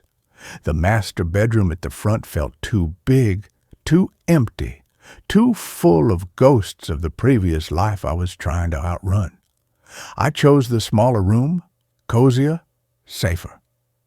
The first night, the silence was almost unnerving. No streetlights bled through the curtains, no headlights swept across the ceiling, just absolute velvety blackness when I turned off the lamp. I lay there, listening to the unfamiliar sounds of the old house settling, the groan of timbers, the tick of cooling pipes, the whisper of wind in the eaves. It was peaceful, utterly peaceful, until 3:17 a.m. Thump, thump, thump, thump, thump. It wasn't loud. Not at first. It was the sound of bare feet slapping quickly, rhythmically, on the wooden hallway floor outside my bedroom door. A child's run. Light, fast, purposeful. It started near the top of the stairs, sprinted past my closed door, the sound growing louder, clearer as it neared, then fading rapidly as it reached the end of the hall, near the boarded-up doorway that led to what Mr. Armitage had called the old nursery. Then silence. Sharp, sudden silence. I lay frozen, heart hammering against my ribs. Kids? But Mr. Armitage had been emphatic. Nearest neighbors a mile down the road, old Henderson Place, and he's deaf as a post. You'll have the place to yourself. I'd checked the property lines myself. Nothing but fields and woods in every direction. Coyotes? Too rhythmic? Too human? Raccoons in the walls? This was the hallway, solid wood floor. I told myself it was the house. Old pipes expanding, floorboards shifting with the temperature drop. My own exhaustion playing tricks. I pulled the thin blanket tighter, listening intently. Only the wind answered. I drifted back to sleep an hour later, convincing myself it was a dream. It happened again the next night. 3:14 a.m. Thump, thump, thump, thump, thump. Faster this time, closer to my door. I held my breath, straining to hear. No pause, no hesitation. Just that relentless, light-footed sprint down the hall, stopping abruptly at the far end. This time, I heard a faint sound underneath the footsteps. A soft, breathy giggle, high-pitched, childlike. My skin prickled. I fumbled for my phone, turning on the flashlight app. The beam cut through the darkness, illuminating dust motes dancing in the air, the lumpen shape of my suitcase in the corner. I crept to the door, pressed my ear against the cool wood. Silence. I cracked it open an inch. The hallway was pitch black, thick with shadows. The air was noticeably colder out there than in my room. I shone the light down the hall. Nothing. Just the peeling wallpaper, the closed doors of the other bedrooms, the dark rectangle of the stairs descending into gloom. I knelt, sweeping the beam across the floorboards. Near my door, the dust was disturbed, not smudged. Clear, small footprints, bare feet, tiny, pointed towards the end of the hall, towards the boarded-up nursery door. My breath hitched. I backed into my room, locked the flimsy knob lock, a pathetic barrier, and spent the rest of the night propped against the headboard with the light on, jumping at every creak. The rationalization started crumbling. It wasn't the house. It wasn't animals. It was a child running. Every night, around 3 a.m., the time itself became a dread-filled countdown. I'd lie awake after midnight, tension coiling in my stomach, listening to the ordinary sounds of the night slowly fade, waiting for that first sharp thump that signaled the run. I started researching.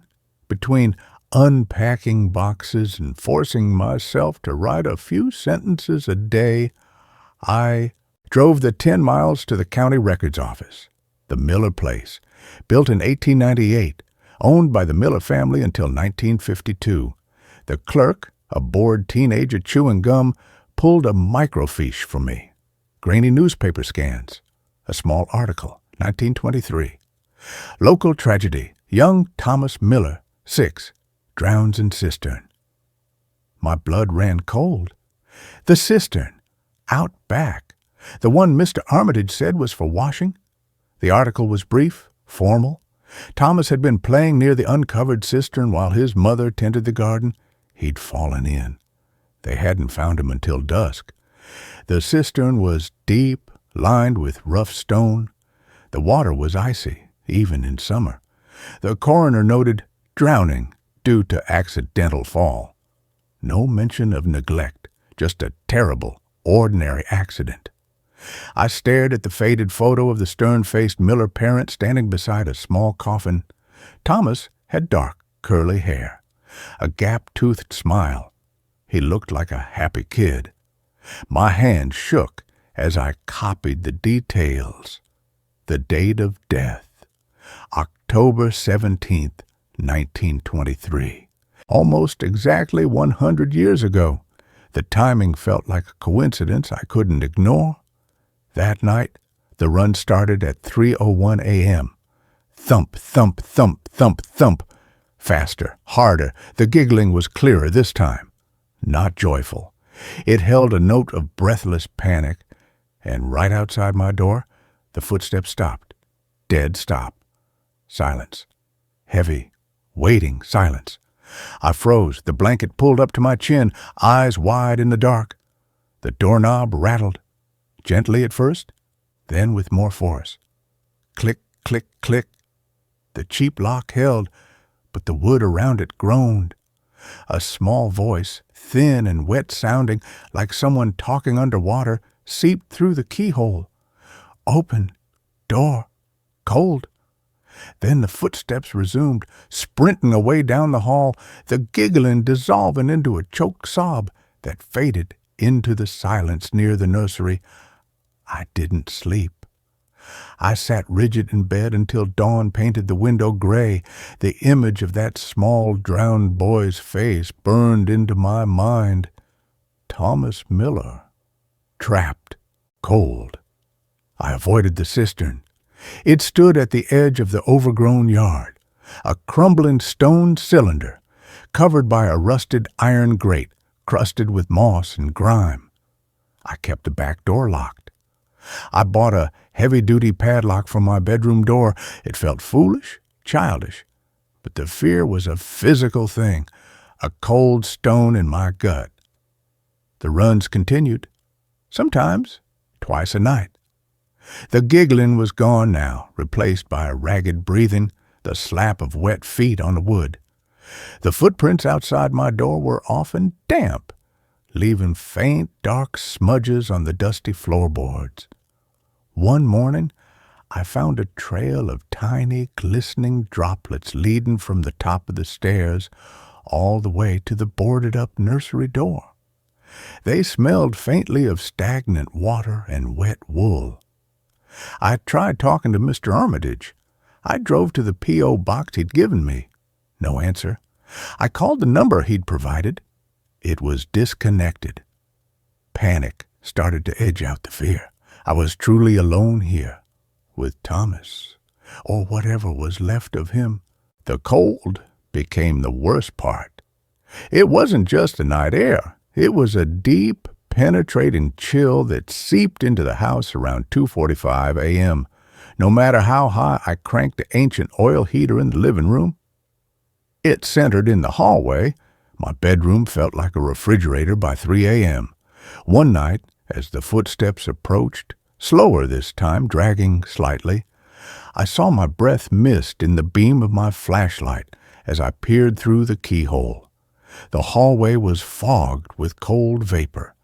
And there, just for an instant, standing halfway down the hall, was a shape, small, hunched, wearing what looked like a sodden, old-fashioned nightshirt that clung to thin limbs. Dark, wet hair plastered to a pale, indistinct face. It wasn't looking at my door. It was staring down at its own bare feet, dripping dark water onto the floor. Then it was gone. Vanished before the run even started, but the cold remained, and the puddle on the floorboards grew larger. I stopped sleeping in my bed. I dragged the mattress into the living room, barricaded the flimsy interior doors with chairs, and slept on the floor near the sputtering heater. The running didn't stop. It just changed direction. Now it started near the closed-off nursery, sprinted past the stairs, and stopped right outside the living room door.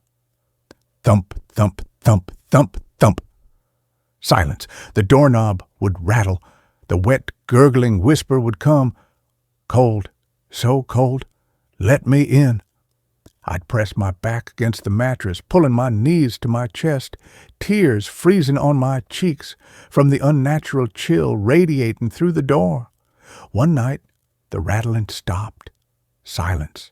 Then a new sound, a soft, rhythmic scritch-scratch against the bottom of the door, like fingernails, tiny fingernails, dragging slowly back and forth across the wood. I shone my light under the door, not fingernails. Small muddy handprints were appearing on the pale wood of the door, one after another, slowly creeping upwards. I screamed, a raw animal sound that tore from my throat. The scratching stopped instantly. The cold receded like a tide pulling back. Dawn came, gray and unwelcome.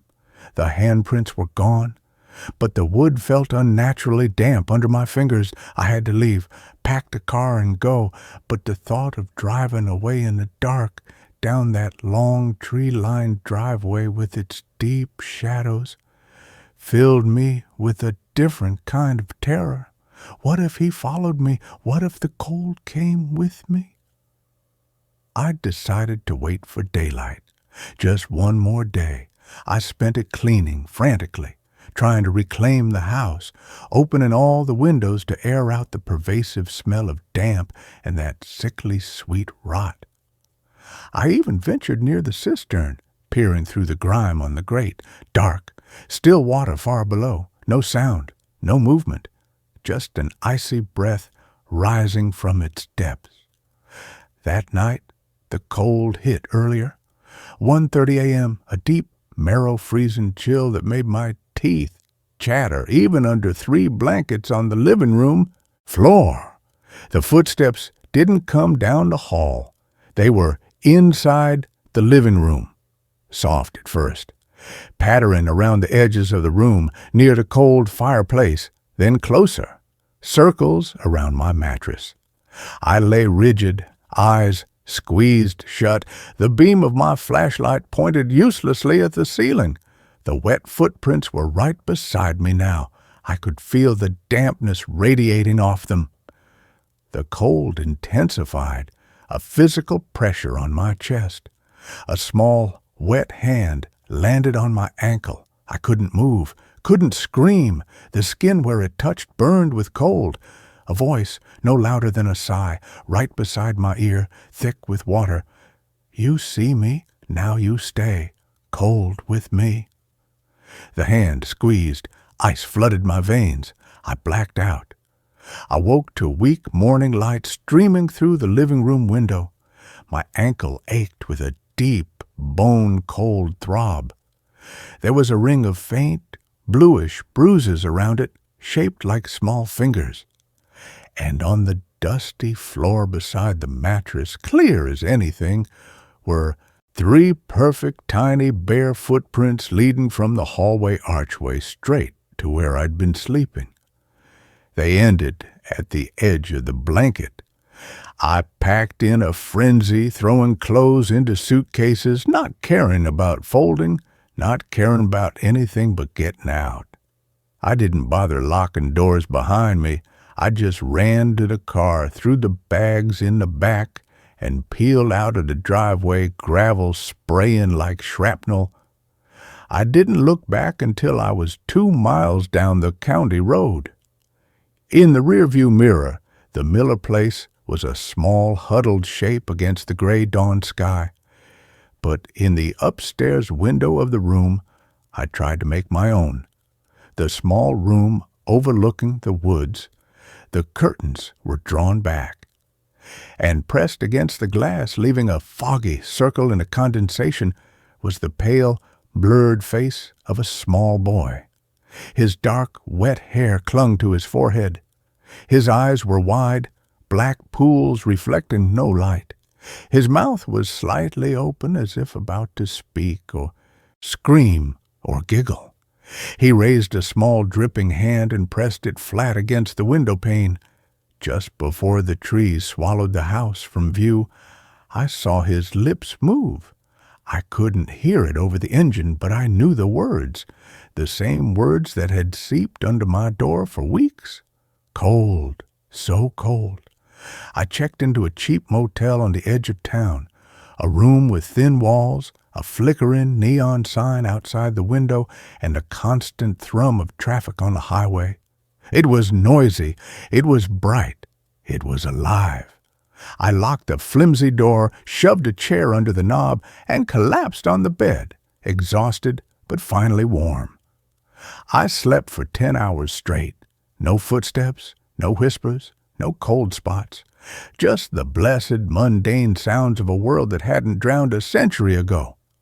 I started looking for a new apartment immediately, a ground floor unit, in the city, with neighbors close enough to hear me scream. I felt almost safe, almost human again. 2 nights ago, I took a long, hot shower, the steam fogging the mirror, washing away the lingering scent of old wood and damp earth that seemed to cling to my skin. I toweled off, wrapped in warmth and the smell of cheap motel soap. As I bent to pick up my discarded clothes from the bathroom floor, I froze. My breath caught in my throat. There, on the slightly damp linoleum tile, right beside the bath mat, were 3 tiny, perfect bare footprints, leading from the shower drain to the closed bathroom door. The air in the small room dropped 10 degrees in an instant. The steam on the mirror swirled, forming a single, dripping word. Mine. The neon sign outside cast a pulsing red glow under the door. In that bloody light, the brass doorknob began to turn, slowly, deliberately. The cheap lock clicked open. The door creaked inward, revealing only the dark motel hallway beyond. But the cold that rushed in wasn't from outside. It carried the scent of deep, stagnant water and wet wool. And from the darkness of the hall, just beyond the threshold of my room, I heard the soft, wet slap of bare feet on linoleum. Thump, thump, thump. Getting closer. The giggle came next, breathless, gurgling, right outside my bathroom door. I backed into the corner, the cold tile biting through my thin pajamas, my eyes fixed on the empty doorway. The red neon light pulsed. Thump, thump. It stopped. Silence. Then a small dripping hand slid around the doorframe, pale, blue-veined, reaching for the light switch. The bathroom plunged into darkness. The only sound was the drip of water from the faucet I'd left running, and the wet, ragged breathing getting closer in the dark. I don't have neighbors here, but I'm not alone. The cold is always with me now. It's in my bones, in my breath, in the footprints that appear on every floor I stand on.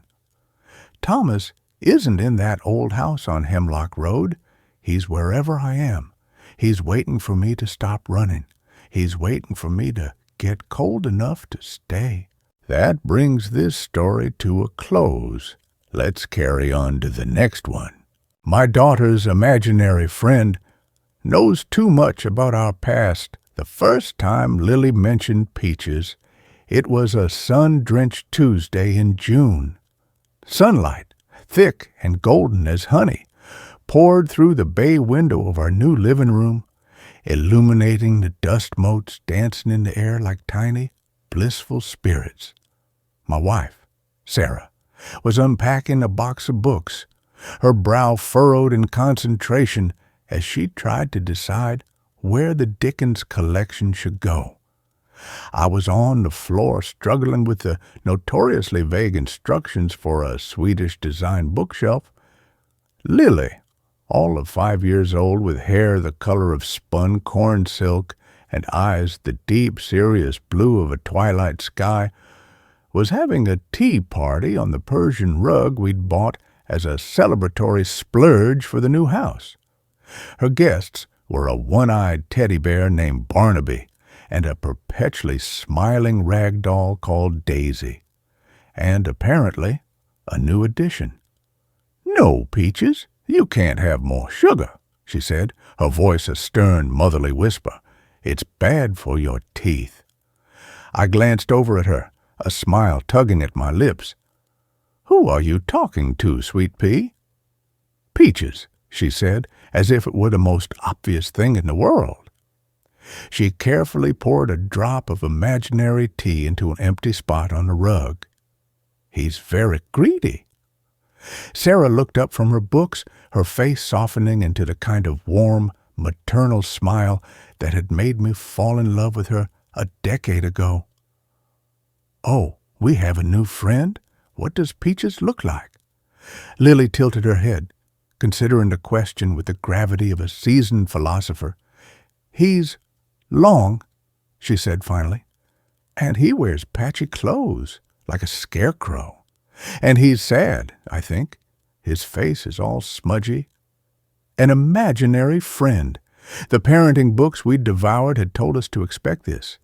It was a normal, healthy part of a child's development, a sign of a vibrant imagination.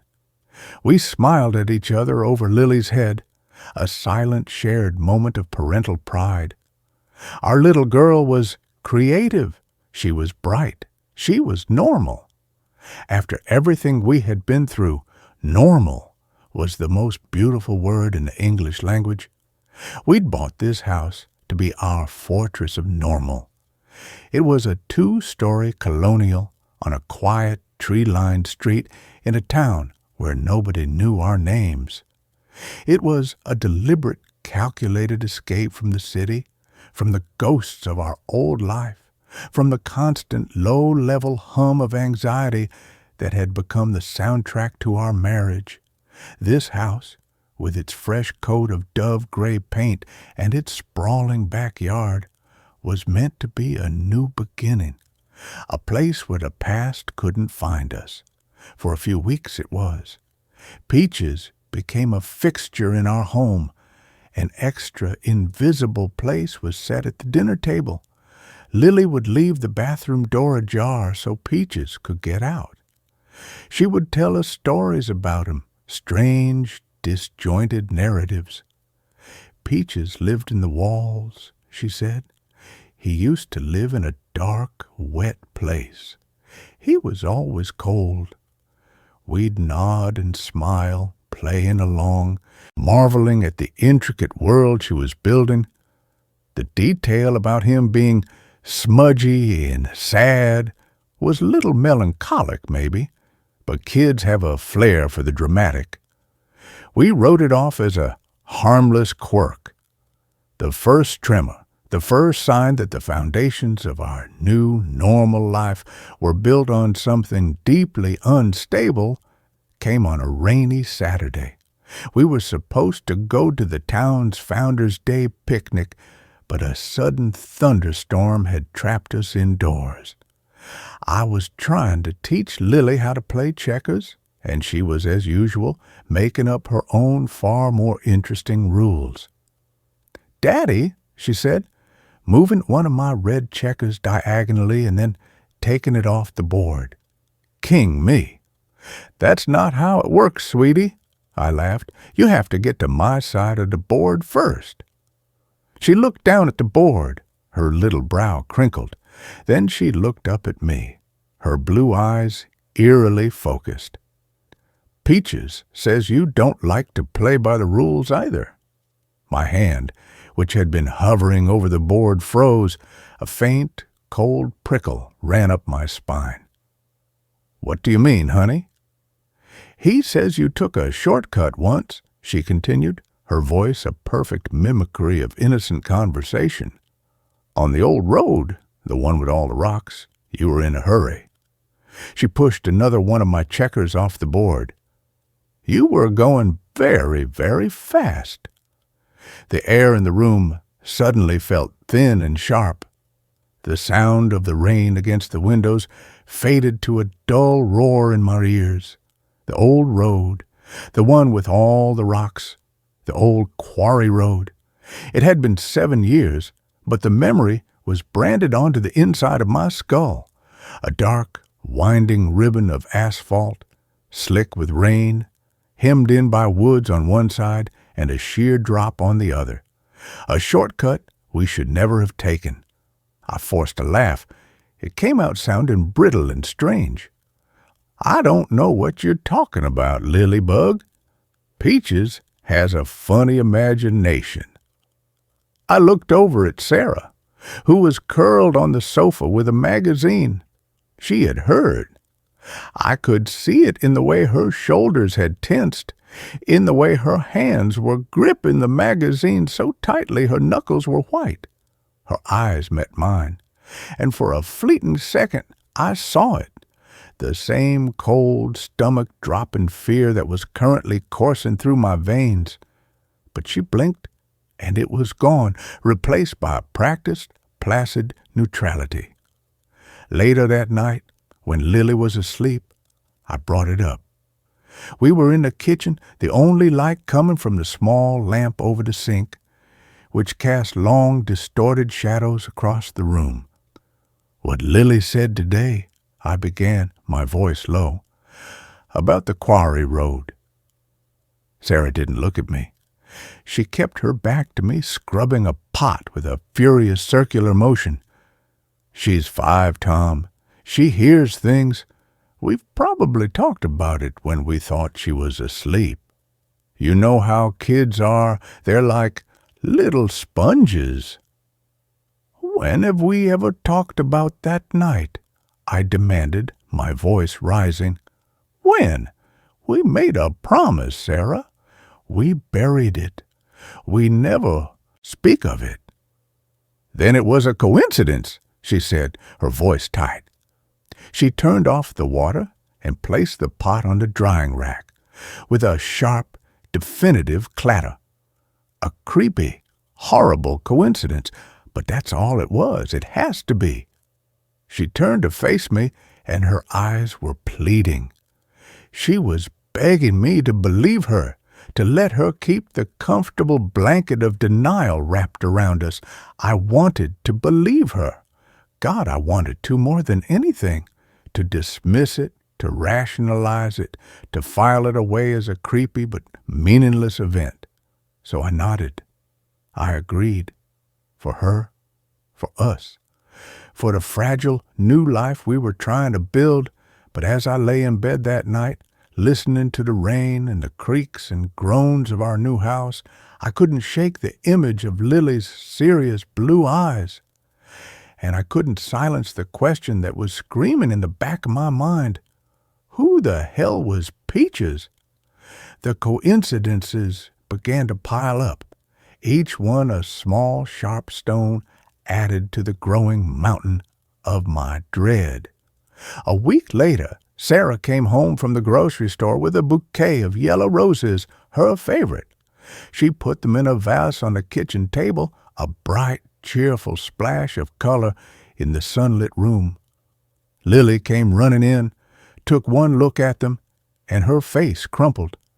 Peaches doesn't like those, she said, her lower lip trembling. They were his mommy's favorite. They make him sad. Sarah froze, her hand still on the vase. She looked at me, her face pale. Yellow roses. It was another detail, another piece of the mosaic of that night. The other car, the one that had spun out in front of us, had been a beat-up station wagon. The back was filled with groceries, spilled all over the road, and there had been a bouquet of yellow roses scattered and broken on the wet asphalt, their bright petals bruised and dirt-stained. It was a detail I hadn't even realized I remembered until that very moment. How could she know that, Tom? Sarah whispered later, after we'd managed to calm a hysterical Lily down by moving the flowers outside. How? She couldn't, I said, my voice hollow.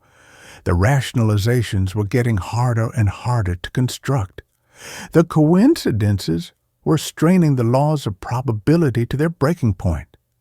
Peach's presence grew stronger, his descriptions more vivid. He wasn't just long and patchy anymore. According to Lily, his hair was the color of mud. He had a big, ugly cut on his forehead that never went away, and one of his shoes was missing. He was always looking for his other shoe. I started watching Lily obsessively.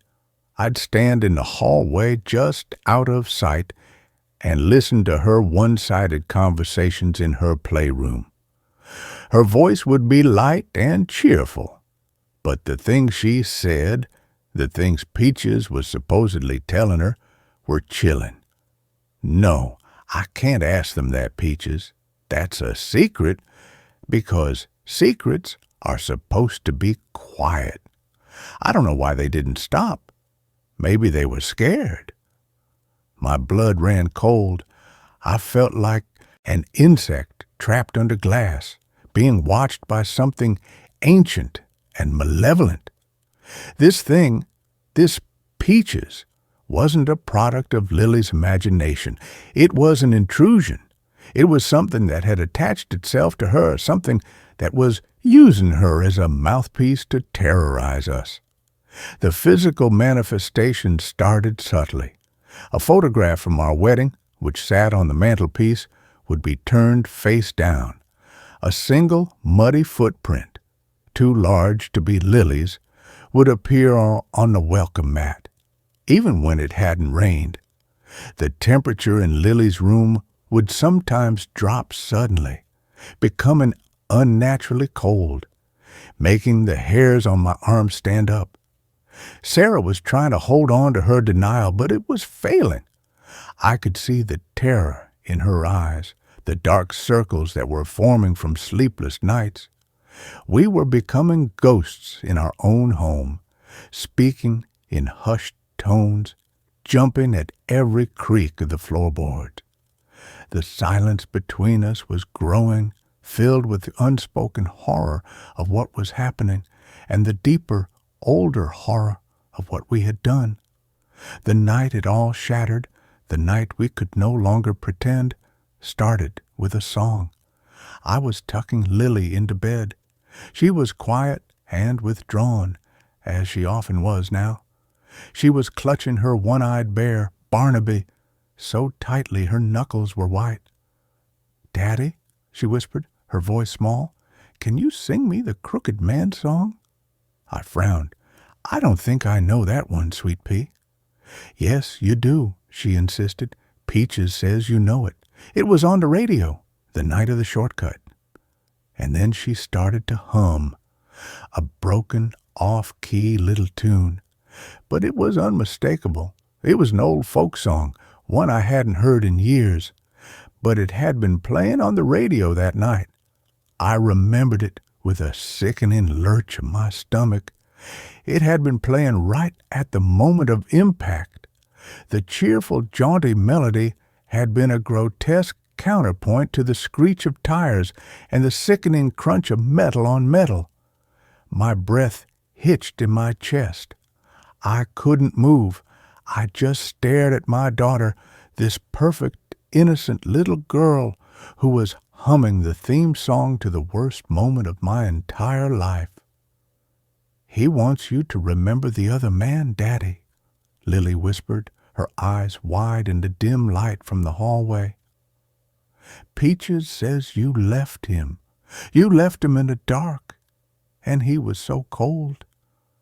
That was it. That was the moment the floor gave way. I fled the room, stumbling down the hallway, my heart hammering against my ribs like a trapped bird. I found Sarah in the living room, standing by the window, staring out into the darkness. She turned as I entered, and she didn't have to ask. She could see it on my face. "Tom," she breathed. "She knows. I choked out, the words feeling like shards of glass in my throat. She knows everything. The song, the other driver, leaving him there, this thing, it's telling her everything. The dam of our shared silence, 7 years in the making, finally broke. The story, the one we had buried so deep we could almost pretend it never happened, came rushing out. We were 24, young, stupid, and a little drunk from a friend's wedding. I was driving. It was raining, a torrential downpour that made the world outside the windshield a blurry, impressionistic nightmare. Sarah was navigating, and she pointed me down the old quarry road, a shortcut she'd heard about. I was driving too fast, showing off, feeling immortal in the way only a 24-year-old can. He came out of nowhere, a station wagon pulling out from a hidden side road. I swerved, but it was too late. The impact was a jarring, deafening explosion of sound and light. Our car spun, the world turning into a kaleidoscope of rain and shattered glass before we came to a stop in a ditch. We were alive, bruised, terrified, but alive. The other car was a wreck, crumpled and twisted, its headlights pointing at crazy angles into the woods. And in the sudden, ringing silence that followed the crash, we heard a groan, a single, low sound of pain coming from the other car. Someone was hurt. Someone was alive. And we were drunk. The smell of the spilled champagne was thick in the car. We looked at each other, and in that moment, a silent, terrible decision was made.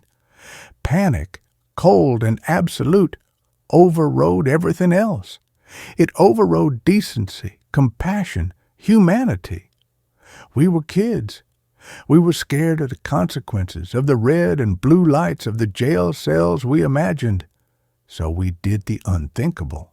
I put the car in reverse. The tires spun in the mud, and then they caught. I backed out of the ditch, my hand shaking so badly I could barely hold the wheel. We didn't look back. We just drove. We left the scene. We left a man groaning in the wreckage of his car, alone on a deserted road in the middle of a storm. We got home, showered, and pretended it was a bad dream. The next day, scouring the local news online, my hands trembling, I found a small article, a single-car accident on the old quarry road. The driver, a man named Michael Rafferty, a 45-year-old widower and father of one, had been found dead at the scene by a passing motorist hours later. The article said he'd likely died on impact. We clung to that. We told ourselves that lie over and over again until it became our truth. He died on impact. Nothing we could have done would have saved him. Our leaving didn't make a difference. We sold the car for scrap. We moved out of our apartment a few months later. We started over. We built a new life, a good life. We got married. We had Lily, and we buried the ghost of Michael Rafferty so deep that we almost forgot he existed. But he hadn't forgotten us. He had been waiting, and now he had found us. He was in our house. He was talking to our daughter, and he called himself Peaches. The name had been a mystery, a strange, childish moniker. But now, as I stood in my living room, the full weight of our past crashing down on me, I remembered another detail. From the news article, Michael Rafferty had been on his way home from visiting his mother at a nursing home. Her name was Beatrice, but everyone called her Peaches. He was her only son. The entity in our house wasn't just a random spirit. It was him, Michael Rafferty. And he wanted something. After that night, the haunting escalated from psychological warfare to a full-blown physical assault. The whispers were no longer confined to Lily's room. I would hear them in the static of the television, in the rush of water from the faucet. My name, spoken in a dry, rasping whisper. Tom, you left me. It was so cold. Doors would slam shut in empty hallways. The lights would flicker and die, plunging us into darkness, only to flare back on moments later. One morning, I came downstairs to find every cabinet and drawer in the kitchen hanging open, their contents spilled onto the floor. On the kitchen wall, traced in a thin layer of spilled flour, was a single shaky word. Why? Lily was changing. Our bright, bubbly little girl was becoming a shadow. She stopped playing. She would just sit in her room for hours, staring at the wall, sometimes murmuring to herself. The dark circles under her eyes mirrored our own.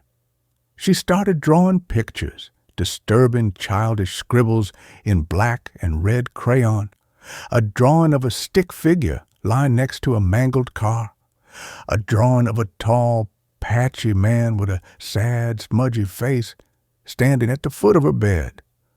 We were prisoners. The beautiful house we had bought as our sanctuary had become our jail, and Michael Rafferty was the warden. He was feeding on our fear, on our guilt. We knew we had to do something, but what? We couldn't call the police. We couldn't call a priest. We weren't religious, and it felt like a hollow, desperate gesture. We were alone with the monster we had created. The breaking point, the moment I knew we were in danger of losing not just our sanity but our daughter, came a week later. I was in my home office trying to work, though I couldn't concentrate. The house was quiet, too quiet. A sudden primal instinct, a father's intuition, screamed at me that something was wrong. I ran upstairs to Lily's room. The door was closed. I threw it open. The room was cold, unnaturally so. Lily was standing on a chair, which she had pushed up against the open window.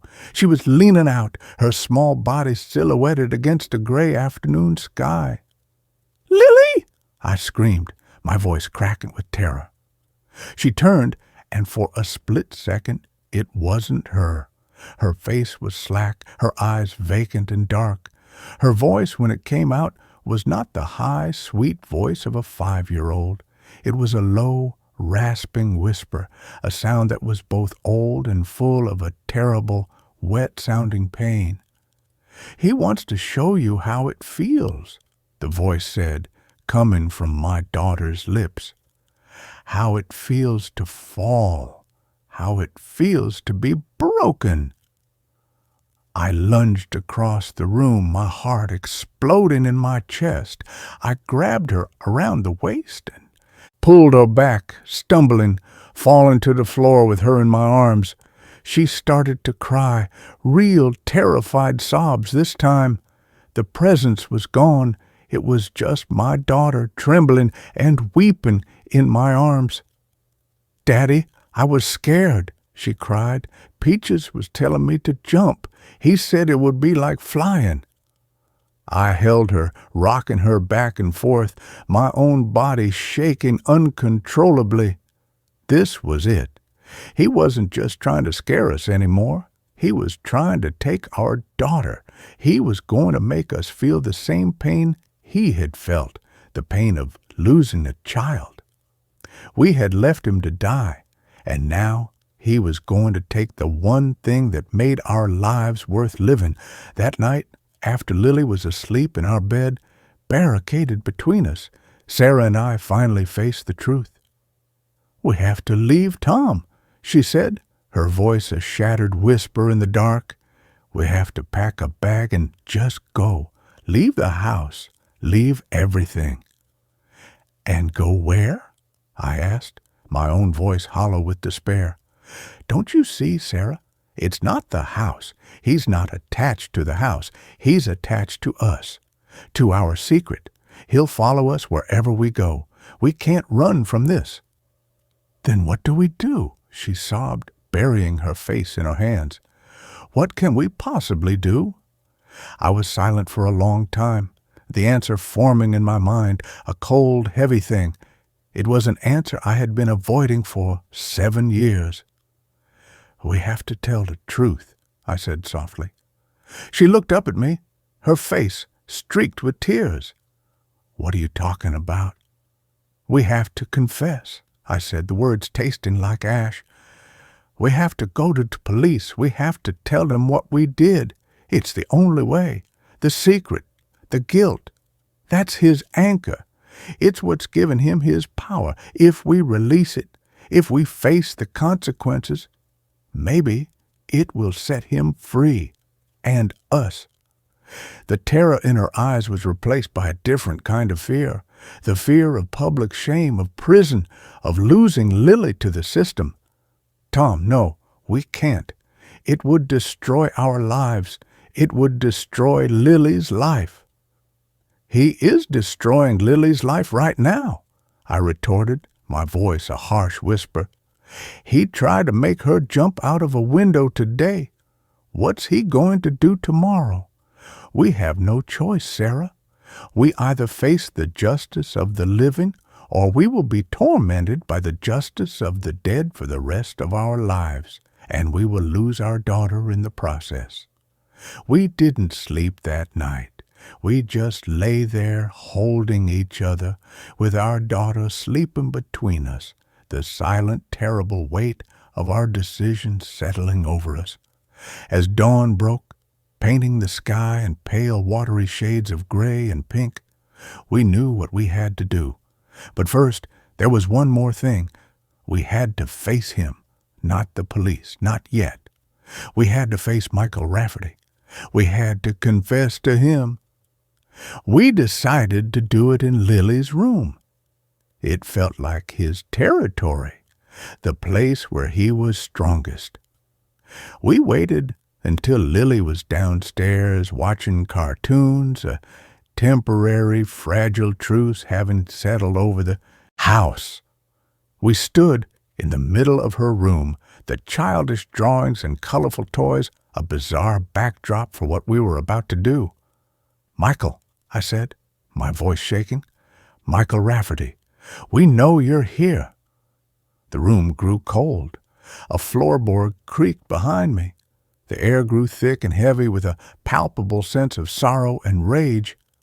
"We are so sorry," Sarah whispered, tears streaming down her face. "We were just kids. We were scared. It's not an excuse. There are no excuses. But we were so scared." "We should have stopped," I continued, my own voice thick with unshed tears. "We should have called for help. We should have stayed with you. Maybe we could have saved you. We'll never know. And we have to live with that for the rest of our lives." The temperature dropped further. A little plastic horse on Lily's dresser flew across the room and shattered against the wall. A low moan seemed to emanate from the walls themselves.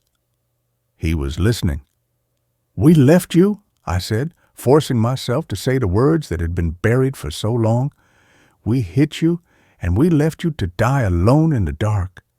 It was a cowardly, monstrous thing to do, and we are going to pay for it. Tomorrow, we're going to the police. We're going to confess everything. We're going to tell them what we did to you." The room was silent. The oppressive presence seemed to lessen, the anger replaced by a profound, bottomless well of sadness. "We can't give you back your life," Sarah sobbed. "We can't undo what we did. All we can do is tell the truth and ask you to please leave our daughter alone. She's innocent. This is on us, not her. Punish us, but let her go." For a long moment, nothing happened. The silence stretched, thin and taut. Then, on the wall opposite us, a single word was traced in the condensation that had suddenly formed on the cold surface. It wasn't angry. It wasn't threatening. It was just one heartbreaking word. Lonely. And then, as quickly as it had come, The cold was gone. The presence, the weight, the feeling of being watched, it all lifted. It was like a pressure valve had been released inside the house, inside my own head. The room was just a little girl's room again. The sun streamed through the window, bright and warm. It was over. The confession, the promise of justice, had been enough. We had finally done the right thing, and it had set us all free. The next day we hired a lawyer and turned ourselves in. The story that followed was a messy public ordeal. It was in the papers, on the local news. We were the monsters who had fled, who had hidden for 7 years. We were judged, and rightly so. But through it all, there was a strange, unexpected sense of relief. The secret was out. The burden we had been carrying for so long was finally lifted. Because of our confession and the years that had passed, the sentence was lighter than it could have been. I served 18 months. Sarah, as a passenger, got 5 years of probation and community service. We lost the house. We lost our savings. We lost our reputation. But we never lost Lily, and a ghost of Michael Rafferty never came back. Lily has no memory of Peaches. To her, he was just an imaginary friend she eventually grew out of. Sometimes, late at night, I think about him, Michael Rafferty. I think about the life we took, the future we stole from him. The justice of the courts feels inadequate for what we did. My true sentence is the one I serve every day, the memory of his name whispered in the dark, the image of that single, sad word traced on the wall. We buried a secret, and in doing so, we buried our own souls. It took the haunting of our daughter to finally dig them back up. We live with the scars. We have to. It's the price we pay for being the people who drove away, leaving a good man to die alone on a dark, rocky road, with only the sound of a crooked man singing on the radio for company. And with that, this story comes to an end. Let's move on to the next one. At midnight, every door in my apartment opens at the same time. I moved into the Cedar Ridge Apartments because it was the only place that didn't ask for a deposit. After the incident at the university, yes, that incident, the one that ended my teaching career, my relationship, and some nights, my belief in my own sanity. I needed somewhere anonymous, cheap, and quiet. Cedar Ridge fit the bill. It was a 6-story brick building on the edge of town, wedged between a defunct auto shop and a weed-choked vacant lot. The complex had been built in the 1970s and never updated, its hallways lined with mustard yellow carpet and flickering fluorescents that hummed like trapped wasps. The leasing agent, a woman named Darla with nicotine-stained fingers and a permanent squint, barely looked up from her crossword when I signed the paperwork. "Apartment 4B, she said, sliding a key across the counter. "Last tenant left in a hurry, left most of his stuff. You can keep it or toss it. Rent's due the 1st. No pets, no parties. And whatever you do, don't call maintenance after 10 p.m. I didn't ask why. I just nodded and took the key. The apartment was strange. Not dirty, not broken, just off. The air carried a faint scent of ozone and old paper, like a library after a lightning strike. The walls were painted a dull beige, but the corners seemed darker, as if shadows had settled into the plaster and refused to leave. The previous tenant, someone named Elias V., had left behind a threadbare armchair, a folding card table, a single coffee mug with a chipped rim, and, oddly, a wall-mounted analog clock in the living room. It was an old thing, brass-rimmed, with Roman numerals and a pendulum that swung with a slow, deliberate tick-tock. I didn't own a clock. I'd stopped trusting time after everything that happened. But I left it. The first 3 nights were quiet. I slept on the floor with a sleeping bag, too exhausted to care about the mattress's suspicious stains. I ate canned soup. I stared at the ceiling. I tried not to think about the emails I hadn't answered, the voicemails I'd deleted without listening, the way my hand still trembled when I poured coffee. Then, on the 4th night, at exactly midnight, I heard it. A soft, synchronized click, then another, like a dozen tiny latches releasing at once. I sat up, heart hammering. Silence. I waited. Nothing. I told myself it was a building settling, old pipes, rats in the walls. But the next night, I stayed awake. I sat in the armchair, laptop open to a blank document I pretended to write in, eyes fixed on the clock. 11:58 p.m. The apartment was still. Outside, the wind rustled through the dead oaks. A car passed on the distant road, headlights sweeping across the ceiling like a lighthouse beam. 11:59. I held my breath. Midnight. Click, click, click, click. Every door in the apartment opened at the same time, not just the front door, though that swung inward with a slow creaking groan.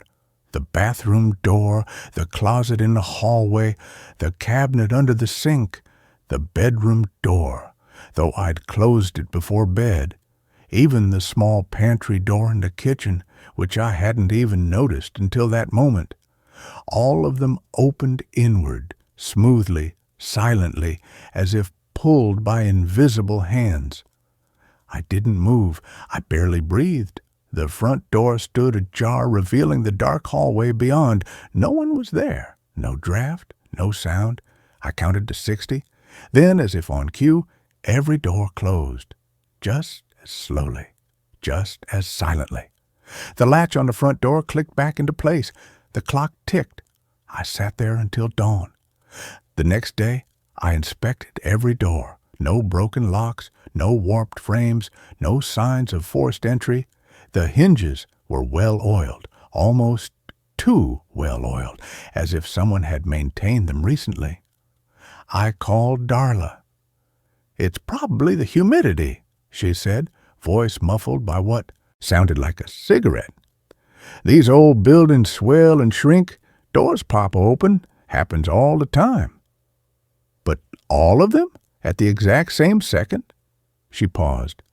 "Look, 4B's been tricky. Last guy lasted 3 weeks. Before him, 2 days. You want to switch units? There's a $250 transfer fee." I hung up. That night, I propped a chair under the front door handle. I jammed a broomstick through the closet latch. I used duct tape to seal the bathroom door shut. At midnight, the clicks came again. The chair slid away as if shoved by an elbow. The broomstick clattered to the floor. The duct tape peeled off the bathroom door like it had been heated. Every door opened, and this time the front door didn't just open, it swung wide all the way to the wall. Beyond it, the hallway wasn't empty. A figure stood there, tall, thin, back turned, wearing a long coat, dark hair brushing the collar. I knew that silhouette. It was me, not a reflection, not a trick of the light. My exact posture, my worn hoodie, my scuffed boots. I bolted upright, knocking over the lamp. The figure didn't move.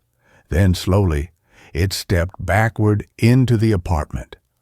I scrambled for the kitchen knife, hands shaking. But when I reached the hallway, the front door was closed, locked. The figure was gone. But on the floor just inside the threshold lay a single item, my university ID badge, the one I'd thrown into the river 6 months ago.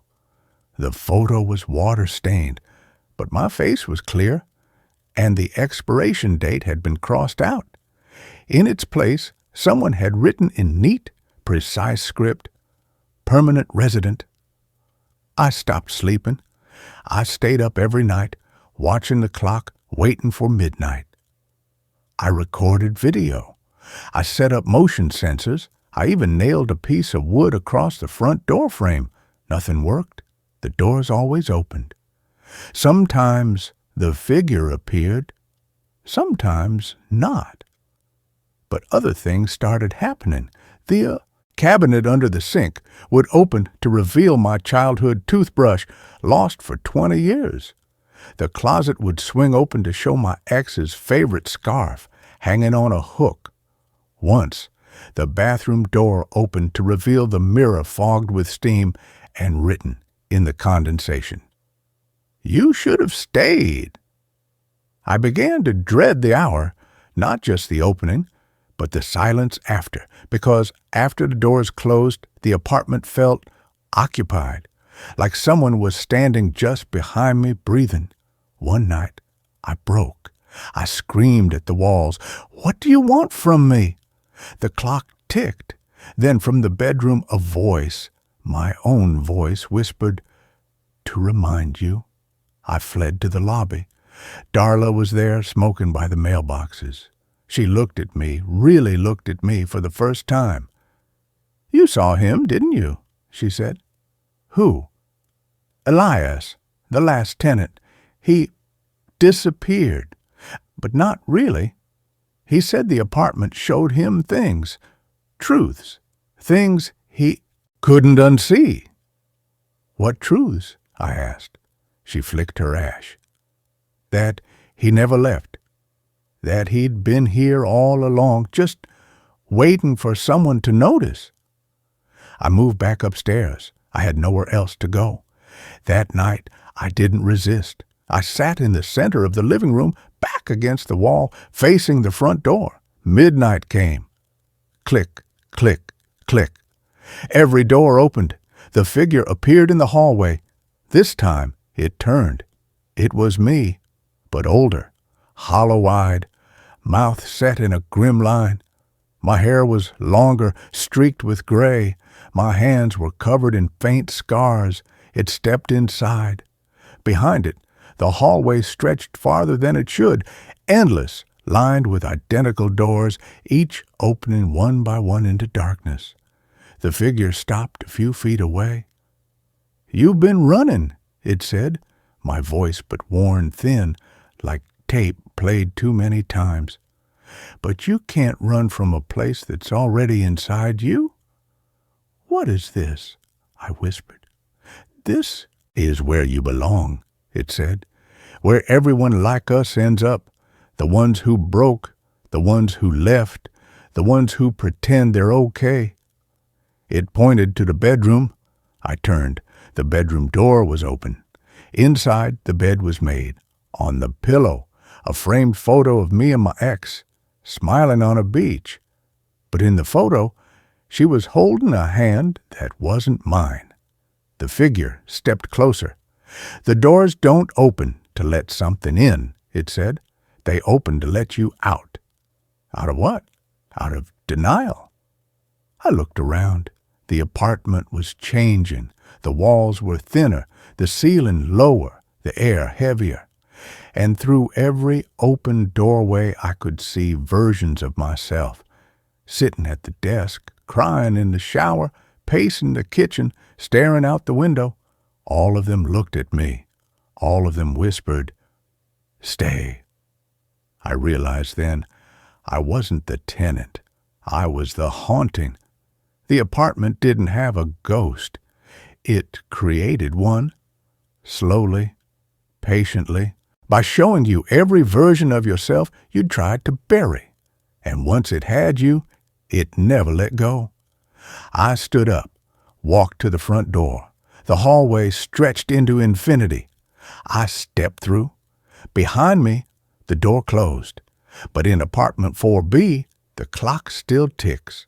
And every night at midnight, the doors open, because someone new always shows up, broken, empty, looking for a place to disappear, and the apartment is always waiting, always hungry, always ready to show you who you really are. I don't sleep anymore. I stand in the hallway, watching, waiting, because soon another door will open, and I'll be there to welcome them home. And that's where this story ends. Let's move on to the next one. The babysitter I hired doesn't exist, but she still sends me pictures. It began with a lie, though at the time I thought it was a lifeline. The lie was a website called sittersafe.com with its calming blue and white color scheme, its stock photos of happy, racially diverse families, and its promise of peace of mind for working parents. I was the target demographic, distilled to my purest, most desperate form. A single father, recently widowed, working a job that demanded more of me than I had to give. My daughter, Maya, was 6 years old, a tiny, fierce creature with her mother's wide, curious eyes and a spirit that deserved more than a tired, grieving father fumbling his way through each day. Her name on the website was Clara Bell. Her profile was a masterpiece of curated trustworthiness. The photo showed a young woman in her mid-20s with a kind, open face, a sprinkle of freckles across her nose, and warm, intelligent eyes. She was wearing a sensible cardigan.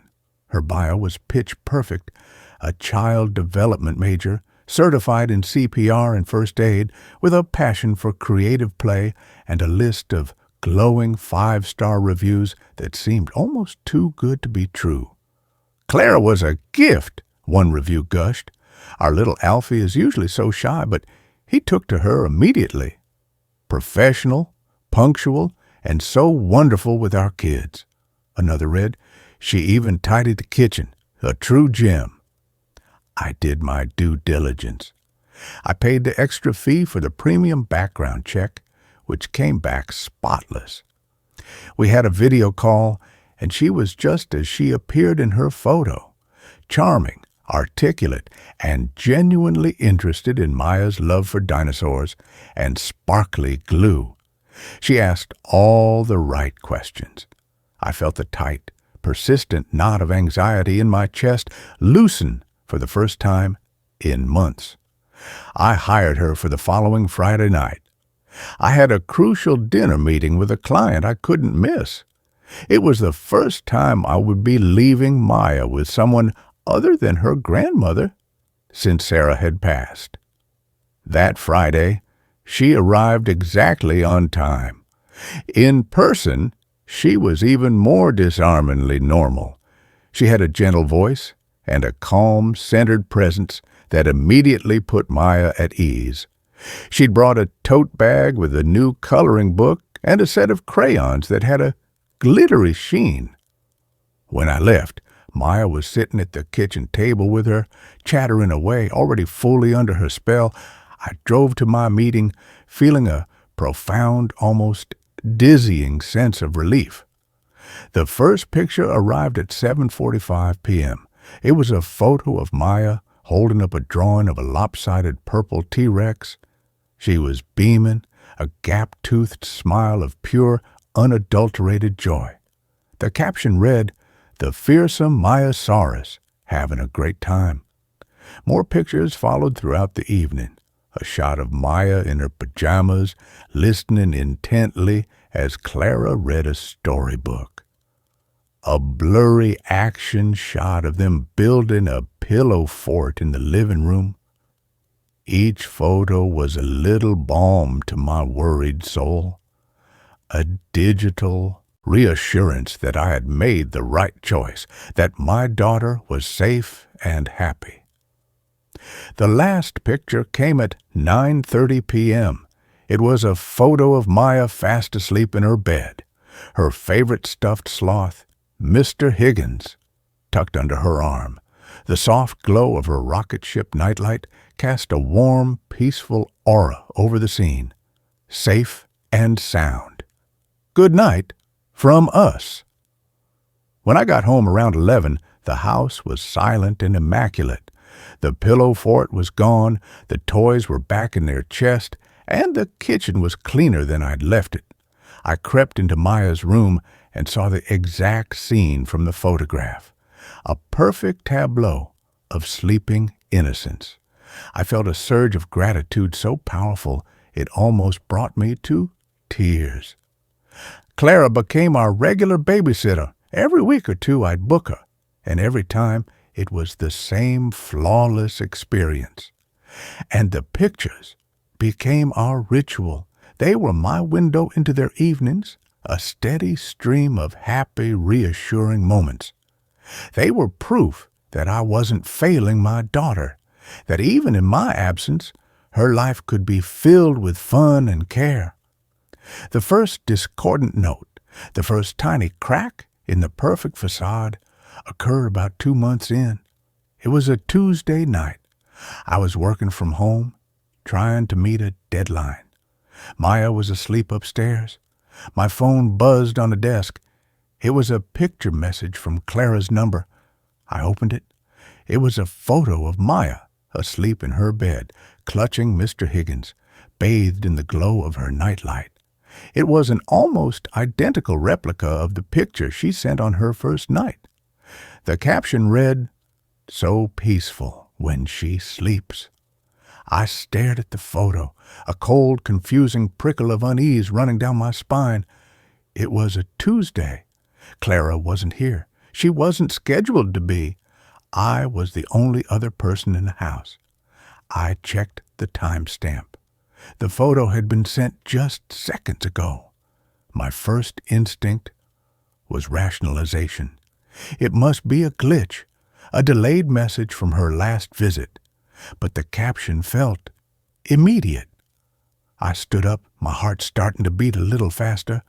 I walked quietly up the stairs, my every sense on high alert. The house was silent except for the low hum of the refrigerator. I pushed open Maya's door. She was there, in her bed, exactly as she was in the photo, fast asleep. I backed out of the room, my skin crawling. I texted Clara back. "Strange question, but did you just send me a photo?" The reply was instantaneous. "Yes, just thinking about what a sweet girl she is. Hope you both are having a good week." It was a plausible, if slightly odd, explanation. Maybe she was looking through old photos on her phone and sent one by mistake, then tried to play it off. It was weird, but not impossible. I tried to dismiss it, but the image of that photo, sent from outside my house, depicting a real-time event happening within it, was a splinter in my mind that I couldn't quite remove.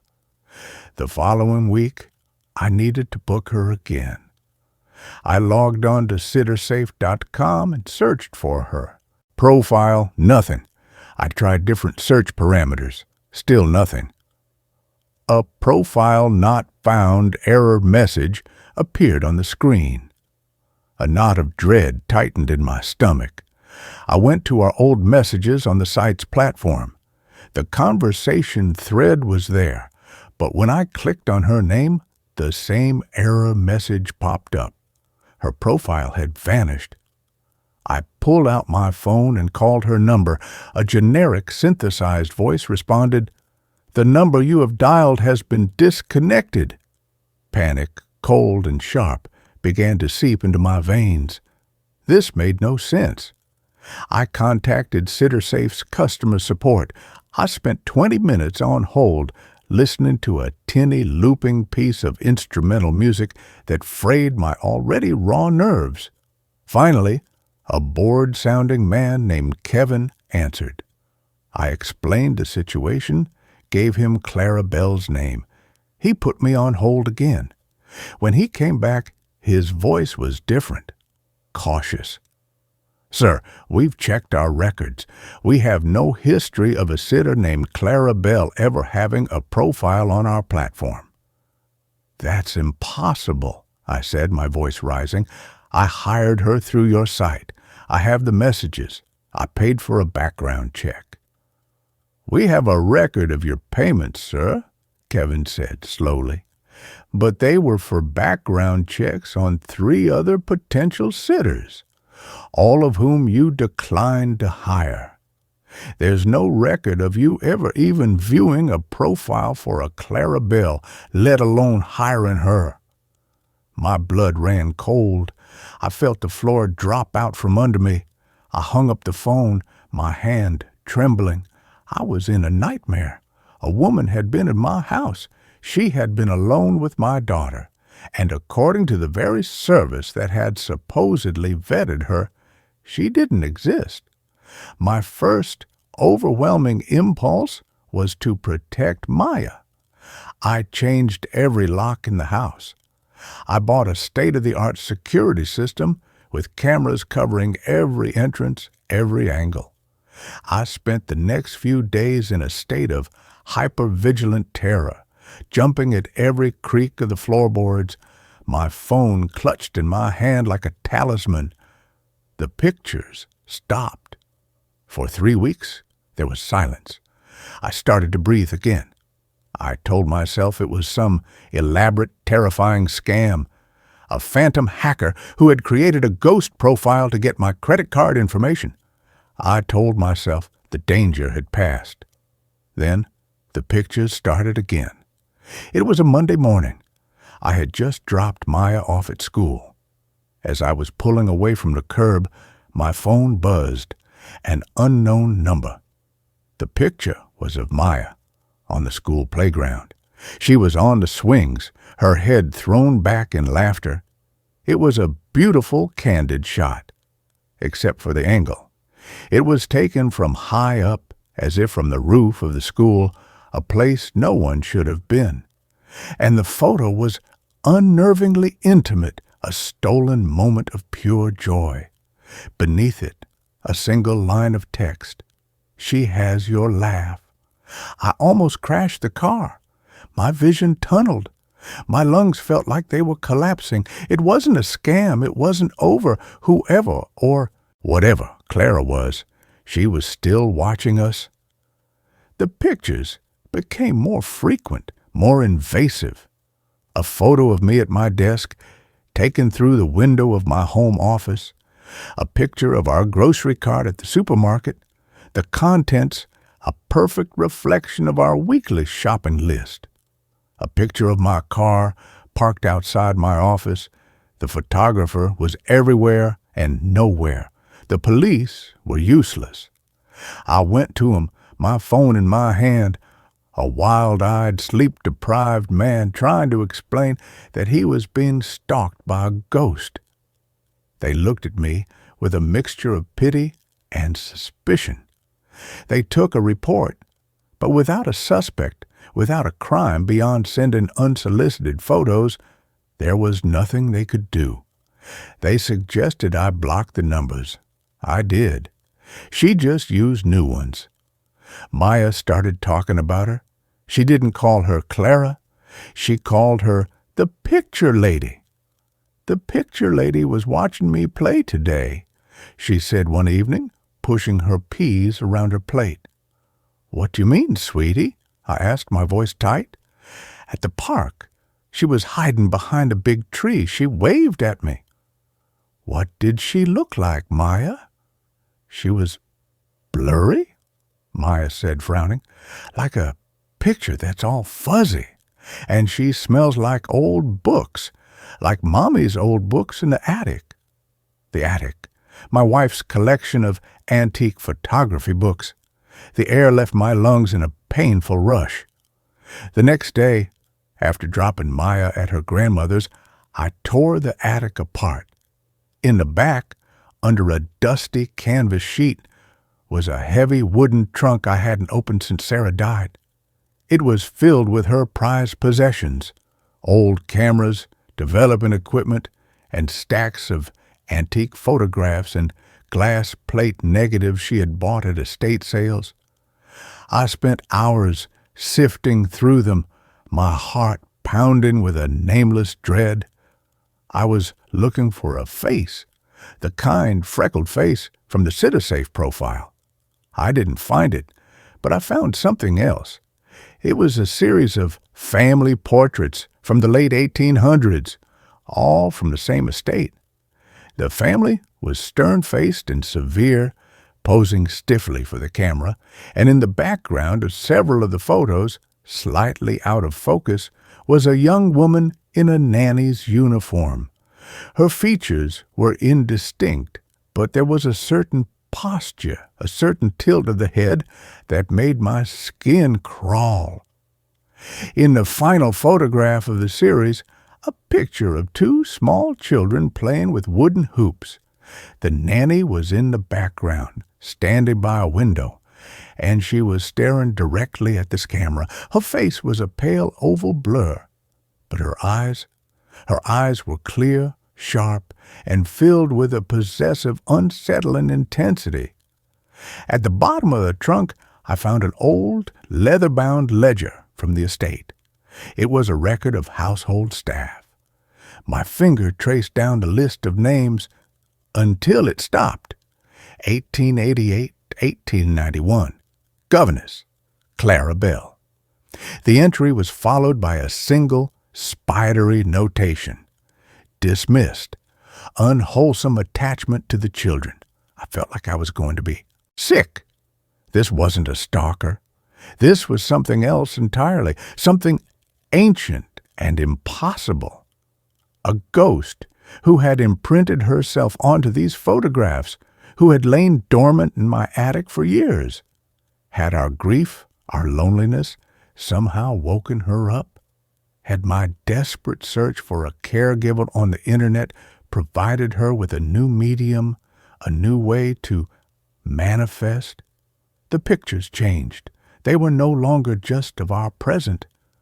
One morning, I received a photo of me as a child, playing in the front yard of my childhood home. A home that was 1,000 miles away. A home my parents had sold 20 years ago.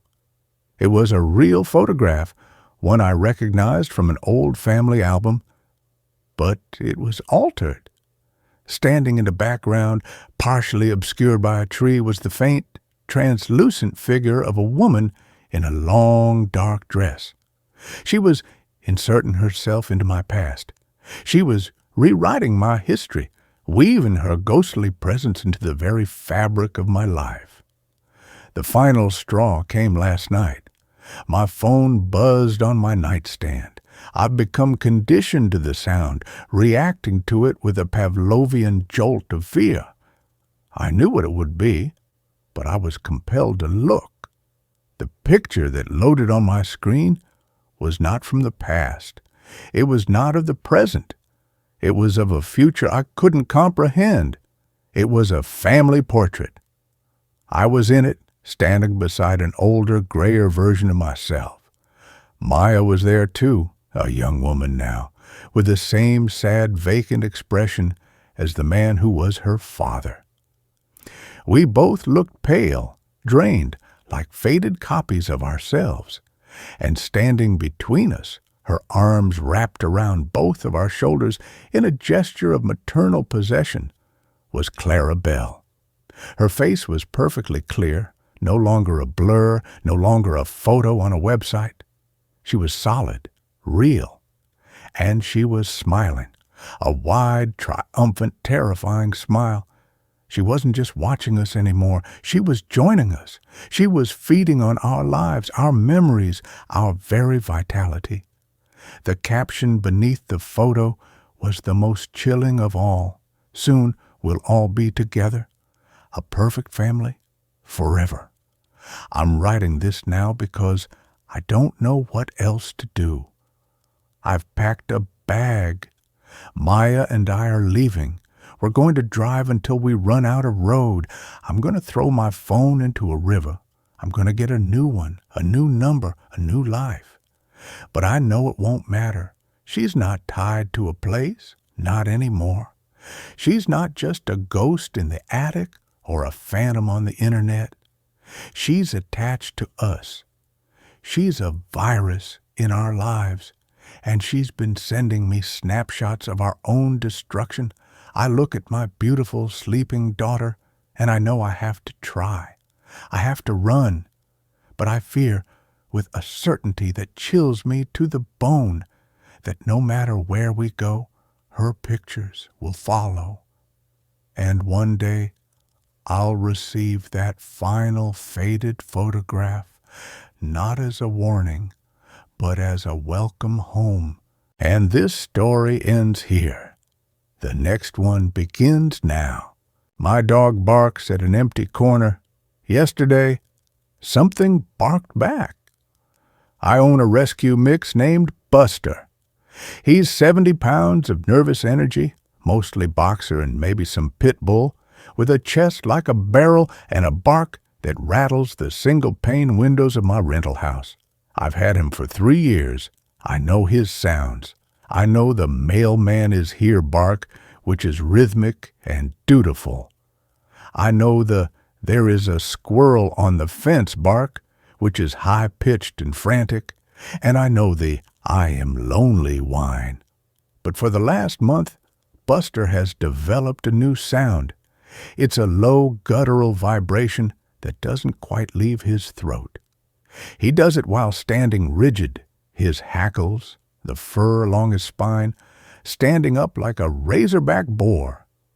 And he only does it at the corner of the hallway, right where the corridor turns left into the master bedroom. There is nothing there. It's a blank stretch of beige drywall. No electrical outlets, no vents, no windows, just paint and shadow. At first I thought it was mice. I live in an old craftsman in the Pacific Northwest. The damp gets in, the wood rots, and critters find a way.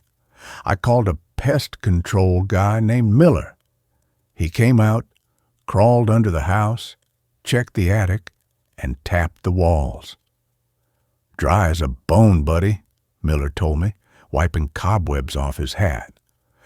"No droppings, no nests. You got no termites either. Whatever your dog is hearing, it ain't biological." "Maybe it's pipes," I suggested. "Pipes run on the other side of the house. That wall is just studs and plaster." So I ignored it. I tried to anyway, but living with a 70-pound dog who treats a patch of wall like a portal to hell wears on your nerves. Every night at around 10 p.m., Buster would trot into the hallway, plant his feet, and stare. He wouldn't blink. He would just vibrate with that low growl. If I tried to pull him away, he would snap, not at me, he's never bitten me, but at the air, as if something invisible was reaching for him. Yesterday was Tuesday. It was raining, a hard, relentless sheet of gray water hammering the roof. The house felt small and cold. I was in the living room watching a documentary, trying to drown out the sound of the wind.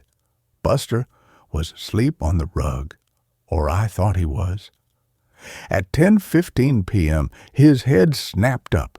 His ears swiveled toward the hallway. He didn't growl this time. He got up slowly, his movements stiff, like an old man. He walked into the hallway and stood before the corner. I paused the TV. The silence in the house was heavy. "Buster!" I called out softly. "Leave it. Come here." He ignored me. He took a step closer to the wall, his nose almost touching the beige paint. Then he let out a bark. It wasn't his usual bark. It was a singular, explosive sound. Woof! Deep, resonant, aggressive. He waited. I held my breath, listening for the echo. But it wasn't an echo that answered. From inside the wall, not behind it, but seemingly from within the plaster itself, sound came back. Woof! I froze. My blood turned into slush in my veins. The sound was wrong. It was a bark, yes. It had the cadence of a bark. It had the volume of a bark. But the timbre was horrific. It sounded wet. It sounded like a human throat trying to make a dog sound. But the throat was filled with gravel and phlegm. It was a mockery of a bark. Buster went berserk. He launched himself at the wall, scrabbling his claws against the paint, snarling, snapping, foam flying from his jowls.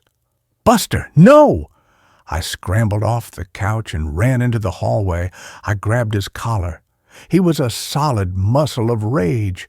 I had to drag him backward, his claws carving grooves into the hardwood floor. He was fixated on the corner, eyes rolling back in his head. And then I heard it again. Whine. It was the specific high-pitched whine Buster makes when he wants dinner. But it was coming from the corner. And it was layered. It sounded like 3 or 4 voices doing it at once, slightly out of sync. Whine. I dragged Buster into the bedroom and slammed the door. I locked it. I shoved the dresser in front of it. I sat on the bed, clutching the dog, my heart hammering against my ribs like a trapped bird. We stayed there all night. I didn't sleep. Every time the house creaked, I flinched. Buster sat at the foot of the bed, staring at the door, trembling. When the sun came up, everything felt different. Daylight has a way of making terror feel foolish. I moved the dresser. I opened the door. The hallway was empty. The wall was just a wall, though now it was scratched and marred by Buster's claws. I had to go to work. I couldn't afford to miss a shift at the warehouse, but I couldn't leave Buster there. I took him to my sister's place 3 towns over. "He's acting weird," I told her. "Just keep him in the yard." I went back to the house alone. I needed to prove to myself that I wasn't crazy. I needed to find a logical explanation. Maybe a squatter in the attic, a radio left on by a neighbor. I set up my laptop on a stool in the hallway. I pointed the webcam at the corner. I set it to record. Then I left for work. My shift dragged. All I could think about was that sound, that wet, gravelly woof. I got home at 6:00 p.m. The house was quiet. Too quiet. I walked into the hallway. The laptop was still there on the stool. The recording light was off. The battery had died. I plugged it in and booted it up. I sat on the floor, my back against the opposite wall, and opened the video file. The first 4 hours were boring. Just the empty hallway, the shifting shadows of the sun moving across the floor. Then, at the 4-hour and 12-minute mark, around 1 p.m., something happened. In the video, the hallway is empty. Then the audio picks up a sound. Scritch, scritch, scritch. It sounds like fingernails on the inside of the drywall. Then the wall ripples. I leaned closer to the screen. The paint in the corner seemed to bulge outward, like fabric stretching over a fist. It pressed out, retreated, then pressed out again. Then a voice. It wasn't a bark this time. "Buster." It was my voice. It was a perfect recording of me calling the dog. But it was distorted, skipping like a bad CD. "Buster, leave it, come, here." The voice on the recording repeated it over and over, faster and faster. "Buster, leave it, come here. Buster, leave it, come here." Then the thing in the wall started to improvise. "Good boy. Who's a good boy? Daddy's home. Daddy's home." I felt sick. I felt violated. It had been listening. For months, it had been listening to me talk to the dog. On the screen, the bulge in the wall grew larger. The drywall started to crack. A hairline fracture appeared in the paint. And then something seeped out of the crack. It looked like black oil or smoke that was heavy enough to fall. It trickled down the wall, pooling on the floor. The pool of black liquid began to rise. It took shape. It formed a quadrupedal shape. It formed legs, a tail, a head. It formed a perfect silhouette of Buster. The shadow dog on the screen shook itself, sending droplets of black ichor flying. It turned its head, and looked directly into the webcam. It didn't have eyes. It had holes that went all the way through its head to the wall behind it. It opened its mouth. "I am lonely," it said, but it didn't say it in my voice. It said it in a voice that sounded like grinding metal. Then the battery died. The video cut to black. I sat there on the hallway floor, the laptop burning my legs. I stood up. I needed to leave. I needed to get my things, get in the car, and never come back.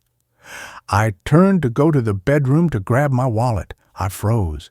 At the end of the hallway, right in the corner. The crack was there. It wasn't a video anymore. The hairline fracture in the drywall was real, and black fluid was leaking out of it, staining the beige carpet. I heard a sound from the living room behind me.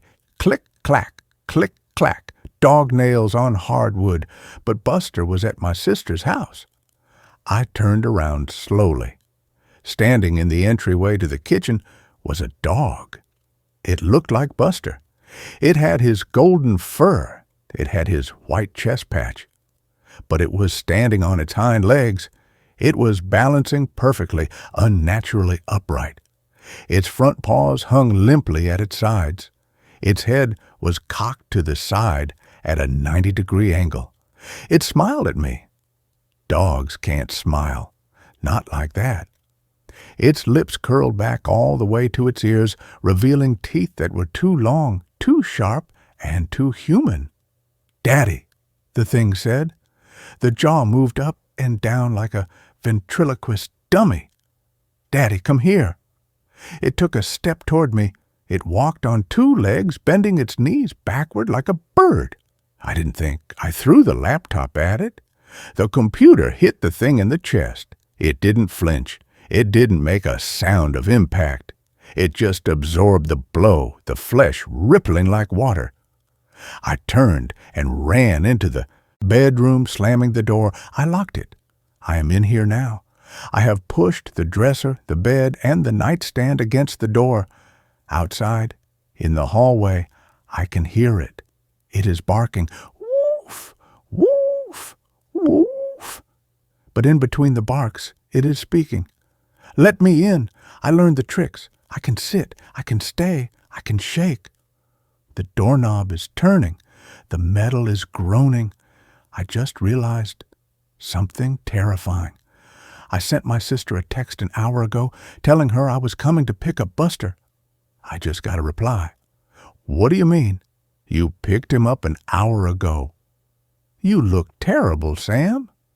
"You didn't even say hi. You just grabbed the dog and drove off." My phone is ringing. It's my sister. I can't answer it.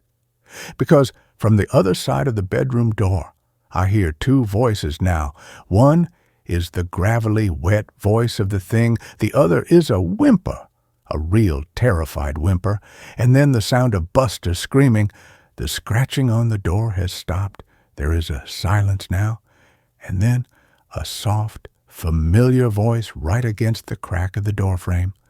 "Sam, open the door. Buster is hurt. He needs his daddy." It sounds exactly like my sister. I am looking at the window. It's a 20-foot drop to the concrete driveway. I think I have to jump because the thing just started barking again. But this time, it's not barking at the door. It's barking from inside the closet behind me.